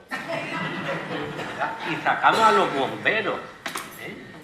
Y vamos, después de esa cafusionada que se subió por la parra, estuvimos llevando a los bomberos con nosotros, y tuvimos a Gibraltar, a la de Almojía, de verdad. Y estábamos dando unas lecciones, no nosotros solos, porque en el año 82 salieron cerca de 10 cofradías que ya podían salir por el centro, entre ellas Salutación y cosas así, que fueron gente de Rico. Carlos Cruz salió de Rico, Cuando entró en la humillación habían venido de Rico por estar en desavenencia con el Rico y cosas así, lo mismo que Melgarejo. Y las cofradías nuevas estaban dando un paso en Málaga en cosas de orfebrería, de cosas así, que daba gusto. Antonio Jodaro García de Castro, sobre ese nivel de exigencia, ¿queréis comentar algo? Yo sobre ese nivel de exigencia no puedo decir nada, porque yo en ese momento no estaba. Pero sí he hablado con Jesús mucho, sobre todo sobre el modelo de cofradía que se quería crear desde ese inicio. Evidentemente, la mayoría de los cofrades que reorganizan la cofradía, pues provenían de otra cofradía de la parroquia. La mayoría, no todos, pero la mayoría sí. Y de alguna manera, pues huyendo del modelo de cofradía que dejan, pues quieren crear una cosa totalmente distinta. El modelo no era la estrella solamente, sino que al uso en la época, pues las cofradías tenían sus maneras, sus formas. Y las cofradías nuevas, pues quieren romper, y de hecho rompen y crean unas nuevas maneras de procesionar y de vivir la cofradía. Entonces, en ese sentido, pues yo con Jesús sí hablaba bastante y él pues me comentaba pues cómo las ganas, la tendencia, el compromiso pues era a que la casa hermandad no fuera una casa almacén, que no fuese una casa donde sirviese tan solamente para ir a recoger las túnicas en Cuaresma, sino que fuese una casa de convivencia cofrade. Que la convivencia con la parroquia, porque la parroquia no fuese el lugar que nos daba la posibilidad de poner en los estatutos una sede canónica solamente, sino que también fuese el lugar donde se pudiese desarrollar y madurar la fe y el lugar de atender las necesidades de la feligresía más necesitada. A nivel de procesión, por ejemplo, de Nazareno, pues Jesús huía de sentirse vanagloriado, de sentirse premiado y tal, al salir de Nazareno. Él lo que siempre ha querido, y yo creo que, vamos, él lo conseguía, pero también ha conseguido que muchos otros lo sintiésemos de esa manera, pues que hiciésemos una proclamación de la fe en Cristo. Yo el otro día hablaba contigo y te decía alguna cosilla que yo creo que él hoy en día se apuntaría con los ojos cerrados. Yo creo que va siendo hora, desde hace ya mucho tiempo, ya los puse esta misma idea en otra mesa redonda, que es hora de dejar de decir salgo de nazareno para ser nazareno durante todo el año. En el más pleno sentido de la palabra, no nazareno de ir con el capirote y la túnica puesta, sino de ser realmente un cofrade comprometido con lo que somos, con la Iglesia Católica. Y yo creo que él se apuntaría con los ojos cerrados a esa idea, porque esa idea no es mía, de alguna manera sale de lo que él me ha llegado a transmitir a mí. Jesús se quedó con una ilusión en la cofradía que se la quitamos, la gente que siempre estábamos con él, porque él, cuando saliéramos por primera vez con nuestras túnicas y todo, que se tardó bastante tiempo en hacer lo que es el capirote, después cómo se iba a hacer, llevar el escudo y demás, él quería sandalias y capa. Y es verdad que yo también me he quedado con las ganas de salir con capa y demás. Esa ilusión la sigo teniendo. Y yo decía, pero yo sandalias no. Y además ahora probándole al aire. Y él quería, además tenía una norma muy bonita que decía, lo que no se haga ahora nunca se hace. Y nunca se hizo. Pues ya sabéis que me va a quedar con la gana. Por ahí venía y yo de verdad digo, coño, digo, por ya ves tú, le digo, por vamos, Jesús. Además, él lo tiene que ver. Cuando salimos por primera vez con nuestras túnicas y demás, yo salí de mayordomo. Ustedes calcularon que ya no existe calle Jiménez y demás. Cuando yo me encerré, que por ahí está Salvador Toro, que lo puede decir y demás, yo iba blanco de la acera. Porque yo iba andando de una punta al otro para mantener a los nazarenos en condiciones y demás. Entonces yo con el capirote iba dándole a las velas. Me decía, bueno, pues entonces, y decía, si yo fuera con capa, yo aquí como voy haciendo así cada vez que me vuelva, pues voy apagando todas las velas y todo. Por eso se le dijo, vamos a gastar dinero en otras cosas y eso más para adelante. Pero decía, lo que no hagamos ahora nunca se hace. Por eso se hizo lo de la capilla y todo, Bueno, vamos a terminar con este bloque, que quedan 2 y el tiempo se nos echa encima. Si alguien más quiere aportar o decir o preguntar algo en el momento, si no pasamos al siguiente, que es el compromiso social y la búsqueda de fondos. Y el compromiso social en esta hermandad está muy marcado, es que los boletines del 82-87 son espectaculares para leerlos, entre otras cosas porque la hermandad estaba plenamente involucrada con los planes urbanísticos de Trinidad Perchec. Tanto es así que vino el defensor del pueblo al barrio, entre ellos también promovido por esta cofradía, que entonces los cofrades no se presentaron como cofrades de los Dolores del Puente, sino miembros de la parroquia.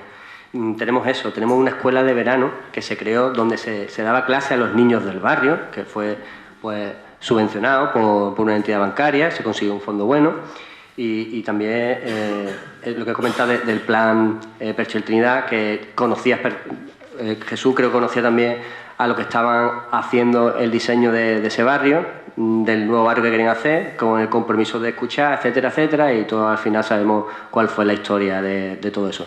¿Cómo visteis aquello? Porque claro, en una cofradía parece que el carácter religioso, cofrade, pero es que el carácter social es fundamental, ¿no? Y si ya nos metemos en el urbanismo, en la educación, que hemos dicho que Jesús para eso no miraba para otro lado, estaba centradísimo en la formación académica, ¿cómo lo vivíais? Porque supongo que todo aportaríais en aquel entonces, el que estaba, claro, dando clases, aportando su granito de arena, ¿no? Bueno, la escuela de verano no recuerdo yo si fue bien en el verano del 82, del 83. Fue en el 82, 83. El otro me parece que fue el campamento. Y es verdad. El campamento en el 84. Sí, y a colación un poco a lo que decía Antonio, en esa forma de entender y de montar esa escuela de verano. El nacimiento de la iglesia. En esa forma de entender, no sé, como ser cofrade, como te decía Antonio, de ser nazareno, de ser nazareno todo el año. En ese sentido, yo creo que ellos, que eran quienes promovían eso, de darle educación, apoyarlo durante el verano a gente del barrio, que es que aquello estaba realmente degradado. Es que allí la mayoría de los chiquillos del barrio, el que era un fenómeno, aprobaba sexto de primaria, lo que ahora es sexto de primaria. Es que la mayoría, sexto de primaria, dejaban el colegio, y creo que ahí se tienen 10 u 11 años. Entonces ellos apoyaban, y bueno, estaba Jesús dando clases, Juan Manuel Nebro, Salvador Toro, que se dedicaba a la educación, no sé si José Antonio Cota, y bueno, y había una labor. Yo, gracias a Dios, no era alumno del colegio de verano, pero no sé, era... Ahí estaba la pizarra de la sala de juntas. La pizarra está pintada, pero está... Esto fue cuando ya lo teníamos, porque la humillación no lo quiso y se llevaron a los salones nuestros, porque ya era nuestro, y se puso por ahí encima y se estuvo manteniendo durante mucho tiempo. Por esa fue una de las primeros pinitos en cosas de pintura que yo sepa, a raíz de cofradía. Si él en su casa y hacía otra cosa además. ¿El qué? Cosas así. Y esto fue una de las primeras cosas que hizo. Entonces no sabía que existía un spray para que no se perdiera la pintura, porque en plan anecdótico a él le encargaron para Antonio Martín, cuando todavía era Antonio Martín, un mosaico poniendo el Rincón de Álvaro. Y vuelvo a repetir lo mismo. Hasta última hora, yendo en el coche, él echándole el spray para entregarlo allí en Antonio Martín, que por cierto ni nos invitaron ni siquiera aquí. Y llegó aquello y decía, no tocarlo mucho. Es que era cuando mejor le salía la cosa, haciéndolo toda la bulla. Y los masoquistas éramos nosotros, que también lo hacíamos, pero lo pasábamos muy bien. Esa es una foto del año 87, para que se vea pues lo degradado que estaba el barrio. La manera de luchar que tenía la cofradía, un poco con el defensor del pueblo, que creo que era Joaquín Jiménez. Joaquín Ruiz Jiménez, sí. Bueno, era un proyecto global de cofradía. En eso él siempre fue muy... que la cofradía no podía ser el lunes santo solo, sino y tampoco podía dedicarse exclusivamente a la faceta religiosa, porque la faceta social también forma parte de la faceta religiosa, cosa que en aquel momento o en momentos anteriores, cuando se habían planteado temas como ese, se decía que entonces las cofradías hacían política, es decir, que en un tiempo anterior, cuando una cofradía pues tenía una iniciativa o de reclamar temas como la educación o temas como el urbanismo, pues parecía que la cofradía estaba entrando en un terreno que no era el suyo, que no era el propio. Entonces, él sí tenía la conciencia de un proyecto global. Un proyecto global, y tú hablabas antes de exigencia, que para que él planteaba exigente, porque en primer lugar él era autoexigente, aunque él tuviera una manera algunas veces un poco anárquica, pero él sí era muy autoexigente con sus cosas. Por eso la capacidad de estar permanentemente ideando cosas que yo decía que iban entre la gama de las lógicas, de las irrealizables y de las locuras absolutas, todas estaban muy bien reflexionadas y todas tenían su porqué, porque él no dejaba, es decir, no se permitía exigir a los demás sin antes exigirse a él una propia claridad. Entonces, eso me parece que eso era un proyecto, eso era una cuestión global que a él para él era elemental, era sustancial todo, consubstancial todo. Antonio. Bueno, con respecto a esta parte más social y demás, mira, a mí una de las cosas que me ha llamado mucho la atención de aquella época, gratamente, porque me pareció muy significativo y de mucha importancia, fue la creación de una beca para una persona. Fíjate, bueno, es lo que la cofradía podía hacer. Una beca para pagar matrícula y material escolar para que hiciera formación profesional. Me he acordado cuando lo estabas tú comentando y demás, porque bueno, la cofradía era tan pobre como el propio barrio donde estaba ubicada, pero hacía un gran esfuerzo en intentar sacar a las personas que pudiera, evidentemente, pues poquito, pero pues vamos a pelear para que una persona pueda hacer formación profesional y salir pues de esa marginación que prácticamente el barrio entero vivía en aquella fecha. Una oportunidad, vamos a pasar ya al último, que es con la llegada del Cristo del Perdón en el 87, que aquí sí que hay bastante debate, porque en aquel entonces pues se habló con varios escultores. Antes de Suso de Marcos pues se fue a Sevilla a hablar con Francisco Berlanga, después con Ricardo Rivera, que ya había hecho algunas cositas aquí, sobre todo en el descendimiento. Se llegó a aprobar un diseño de Ricardo Rivera y no sé qué ocurrió, que se le da la vuelta a la historia y al final pues se aprueba el de Suso de Marcos, que es el actual Cristo del Perdón. Creo que aquí ya sí estabais todos. Antonio, ya ahí llegaste, creo que era en el 87. Yo llego con el Cristo prácticamente un mes antes de que el Cristo se... No sé si conseguisteis ver el boceto de Ricardo Rivera. Sí, pero... ¿Qué os parecía? ¿Cómo era?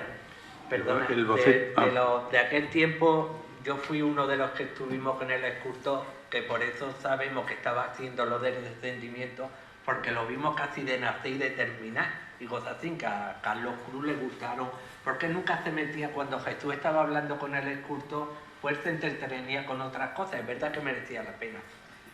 Al hombre se le encarga el boceto, él pide un dinero por hacer boceto muy bien, y después, cuando presentó el boceto y demás, pues el cuerpo no gustaba, la cabeza sí, entonces se le dijo la cabeza y el cuerpo otro.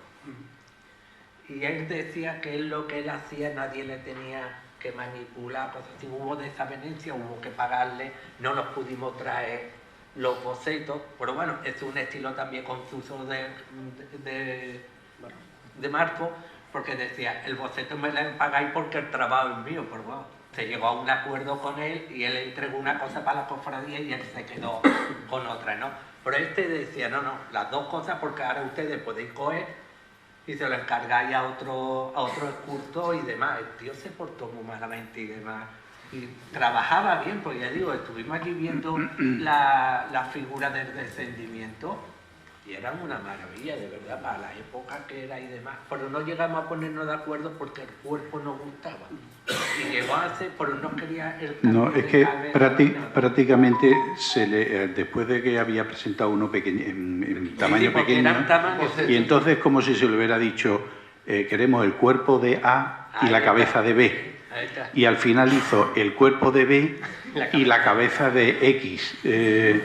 Y el reportaje en días de diapositivas era tan nefasto, es decir, es que no sé exactamente, además había algunas diapositivas que estaban tomadas en un ángulo que la cara era, bueno, voy a decir impresentable de un Cristo, pero vamos que era una cara muy rara, por lo menos muy rara, y entonces ahí... La broma sí, costó porque es 100.000 que... pesetas. Hacer los bocetos fueron 100.000 pesetas. Y a verlo y todo antes de traer las cosas para Málaga. No, y la cosa es que el escultor decía que todo eso había que oír a Jesús contando la entrevista con el escultor. Dice que él decía que es que el Cristo le había ido creciendo. Dice, no, efectivamente, es decir, el pecho ya ocupaba toda la habitación y la cabeza, es decir, era una cosa, es que me había ido creciendo y yo he visto, le he seguido el camino, tal. Y digo, no, si es que el camino ya estaba marcado y efectivamente le había ido creciendo porque era una desproporción. Bueno, era una cosa que, en fin, que se le fue la mano al hombre con el autocrecimiento de la imagen y bueno, no pudo seguir.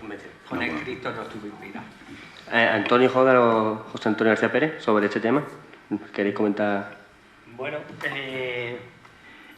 recuerdo eso, lo que comentaba Antonio, de que hubo esa reproducción pequeña que creo que gustó mucho. Muchísimo. Muchísimo, y que, vamos, que se le dio el ok allí y adelante, pero cuando lo reprodujo ya a tamaño... además creo que era un boceto hecho en barro, ¿no? No, era en barro. En barro, en un color muy oscuro, así un verduzco oscuro, y aquello, como decía... No se apreciaban las cosas. Aquello parecía que lo hubiera hecho... alguien lo hubiera suplantado al escultor y hubiera hecho otra figura, y aquello, claro... Sí, porque el crucifijo recordaba a los de Barbero, es decir, un crucifijo en pequeñito, pero que decías, caramba, que bueno, con un escultor que aquí no era prácticamente conocido. O sea, parece que, como decía Quevedo, ¿no? Al pasar de las musas al teatro, pues ahí ya se le fue la proporción y se le fue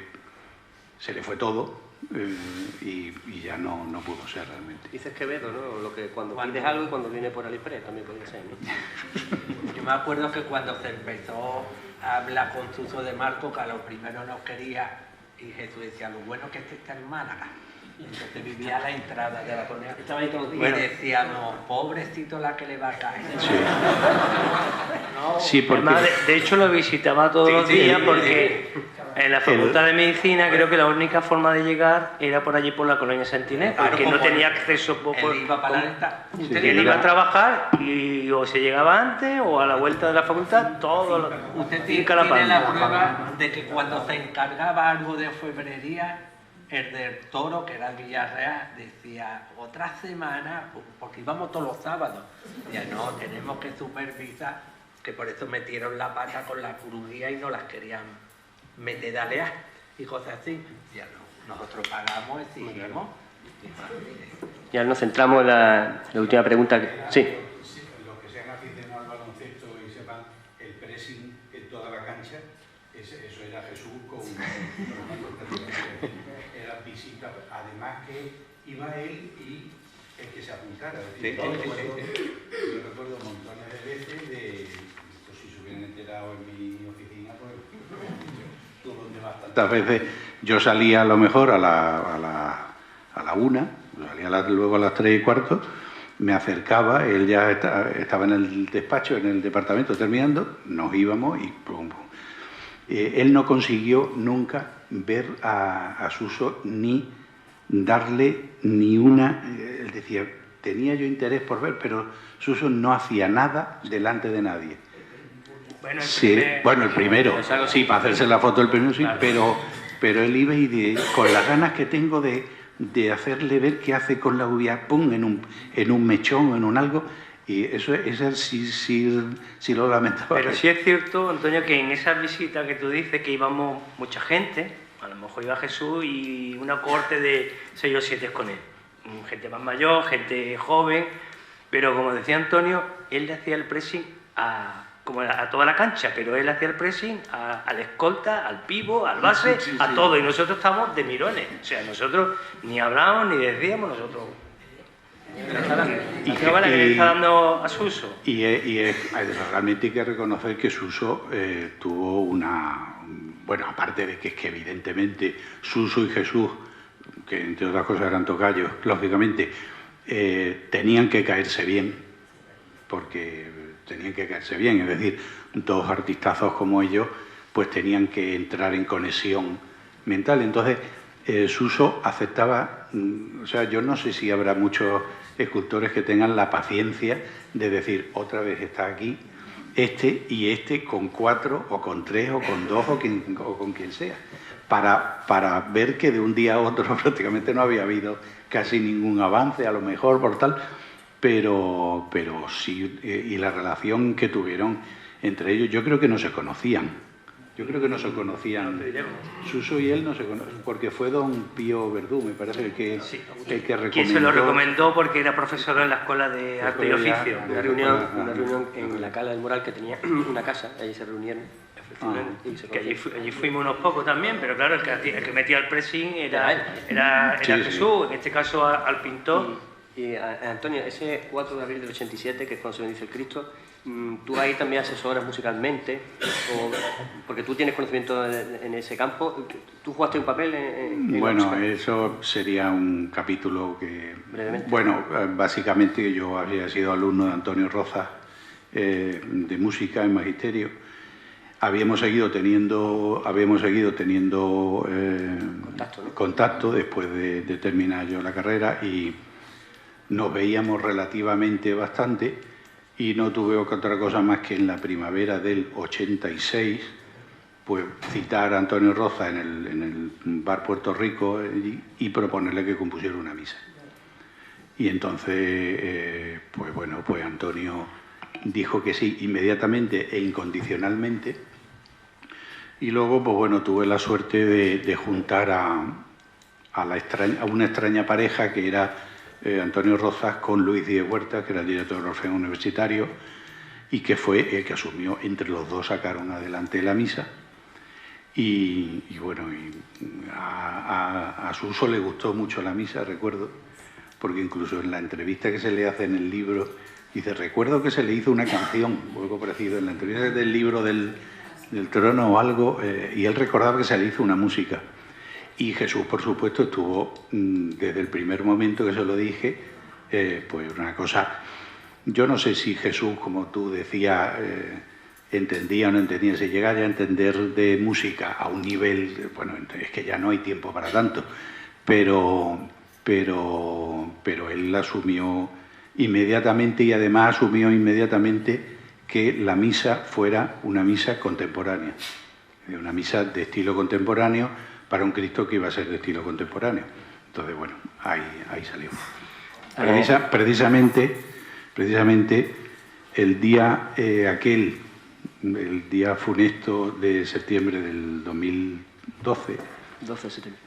habíamos quedado esa tarde y con Antonio para empezar a ver de que al año siguiente, con motivo del aniversario de la bendición de Cristo, haber puesto en pie otra vez la misa de Cristo. Un recuerdo desgraciado con respecto a esta misa. Antonio, ¿tú viviste esa bendición? ¿Estuviste allí en el templo? Bueno, yo me inscribí, por dicho, a la cofradía el 23 de marzo de ese mismo año, y por lo tanto, pues mi recuerdo de la bendición no es vago, pero sí es breve. Y bueno, pues recuerdo que yo llegué a la misa, pero llegué muy tarde, tan tarde que tuve que vivir la misa desde la calle, porque yo no recuerdo haber visto nunca en Santo Domingo tantísima gente dentro del templo. Entonces no se podía pasar. Pues bueno, yo me mantuve allí hasta que llegó el momento del bezapié. Y bueno, pues yo, que en aquel momento, ahora tampoco, pero en aquel momento aún menos, era una persona erudita en arte, ni tal, ni tampoco era una persona muy religiosa en aquel momento, ni muy devota de nada. Yo llegué a la cofradía pues porque mi madre había fallecido el año anterior y uno de mis hermanos pues se le ocurre la feliz idea de, en honor a mi madre, que era la muy devota de la Virgen de los Dolores, pues de sacar en procesión, ya con la cofradía agrupada, pues a la Virgen de los Dolores en honor a mi madre. Entonces yo llegué allí, bueno, pues allí ya sí empecé a encontrar personas conocidas, a Jesús, que le conocía de la facultad, a José Antonio Melgarejo, que, bueno, poco más o menos que éramos amigos de allí del barrio, porque él es de la otra parte del barrio, igual que yo, de calle Peregrino, de calle... Por calle Saligre, la de al lado, calle San Andrés o algo así. Y bueno, pues eso, yo aguanto allí hasta el besapié y yo, sin que a mí las imágenes en sí me dijesen gran cosa, sí recuerdo que cuando yo me puse delante del Cristo del Perdón, pues tuve una sensación que me llega hasta el día de hoy, me emociona hasta el día de hoy. Entonces, bueno, pues lógicamente yo esa emoción no la he olvidado, pero no puedo contar mucho más. Ya después, pues sí, me fui incorporando por invitación de Jesús Castellano a la cofradía y demás, y ya lo que fue esa devoción, ese cariño exclusivo a la Virgen de los Dolores, pues fue compartiéndose, en lugar a duda, también con el Cristo. Bueno, José Antonio y Ángel, ya cerramos la mesa. Bueno, yo un poco al hilo de lo que dice Antonio, bueno, cómo se llegó a esta imagen que venía del fracaso con este escultor sevillano. La verdad es, y apoyo lo que dice Antonio, era una figura imponente, que de hecho a muchos hermanos de la cofradía que eran muy devotos de la Virgen también hizo que se convirtieran un poquito en grandes devotos del Cristo.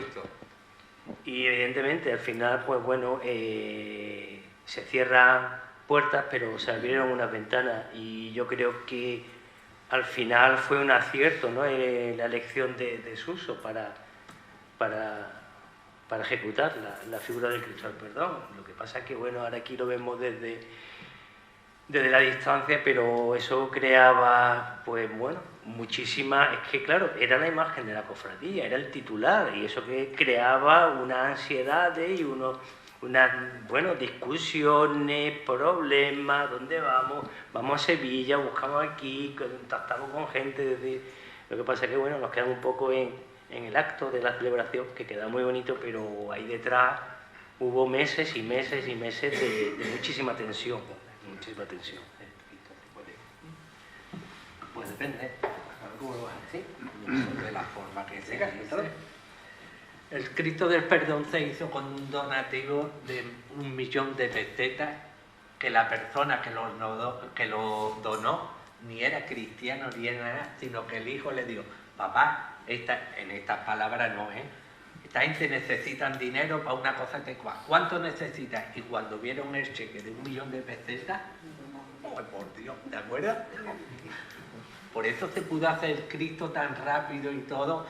Y no se hizo más rápido porque hubo que esperar que la madera se secara y todo, que sobró madera para hacer las dos imágenes y todo. Por eso el Cristo se hizo y fue con 1 millón de pesetas, que durante un tiempo la cofradía se emprestaba el dinero ella misma con ese 1.000.000 de pesetas, pero después lo tenía que reponer.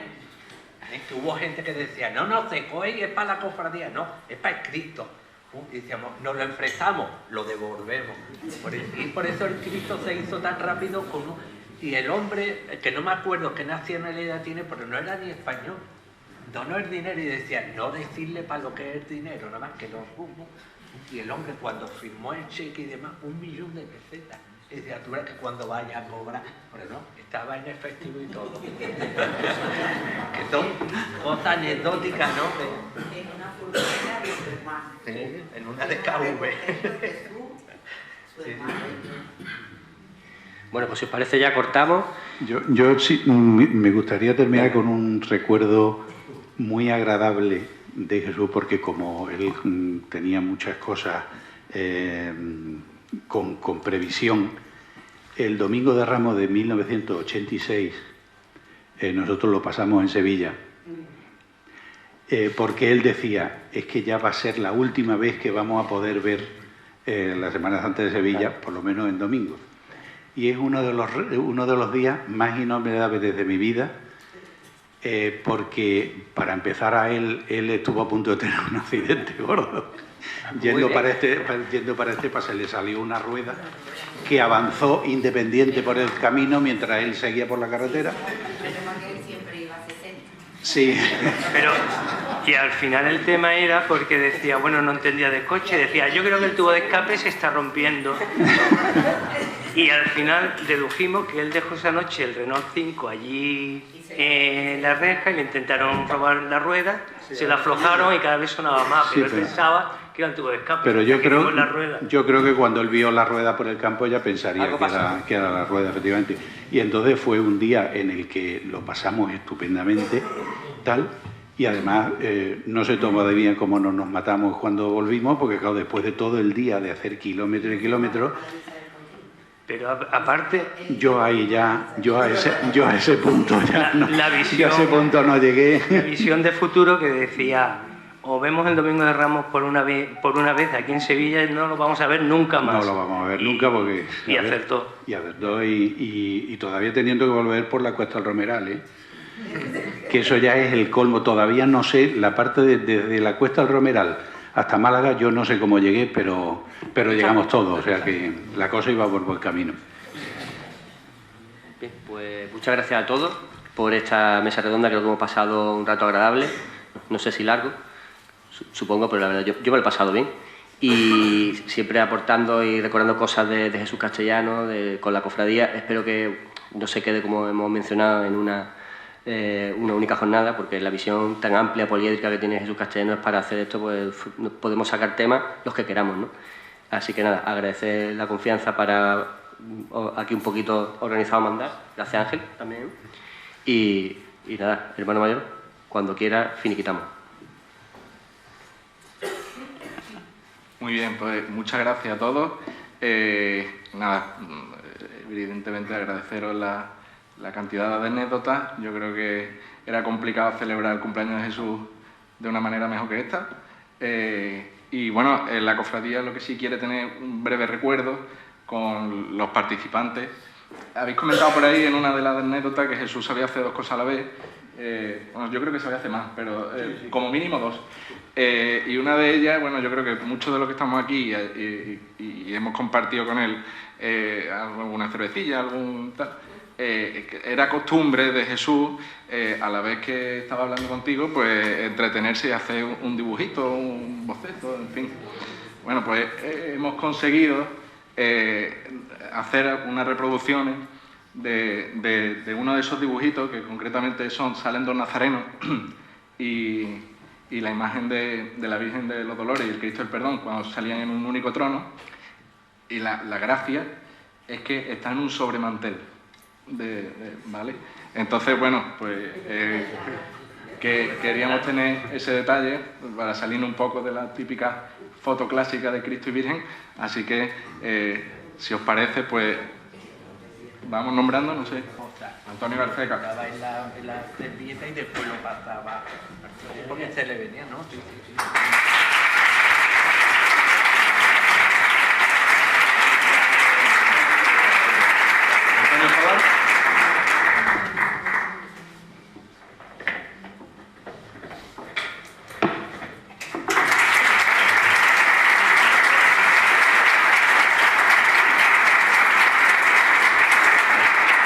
Antonio.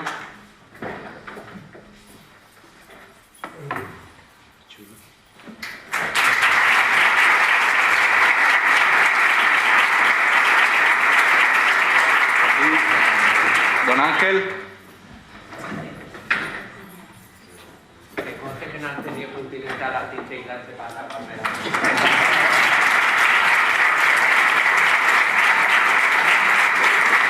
Y por último, David.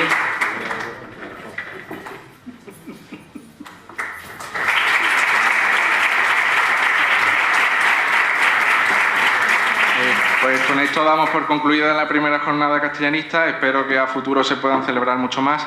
Lo último, agradecer a don José Carlos Garín, que lo he visto llegar un poquito más tarde, presidente de la agrupación, que se ha incorporado y ha tenido bien, pues tiene una agenda complicada y ha tenido bien estar un ratito aquí con nosotros, ¿vale? Así que muchísimas gracias a todos y muy buenas noches.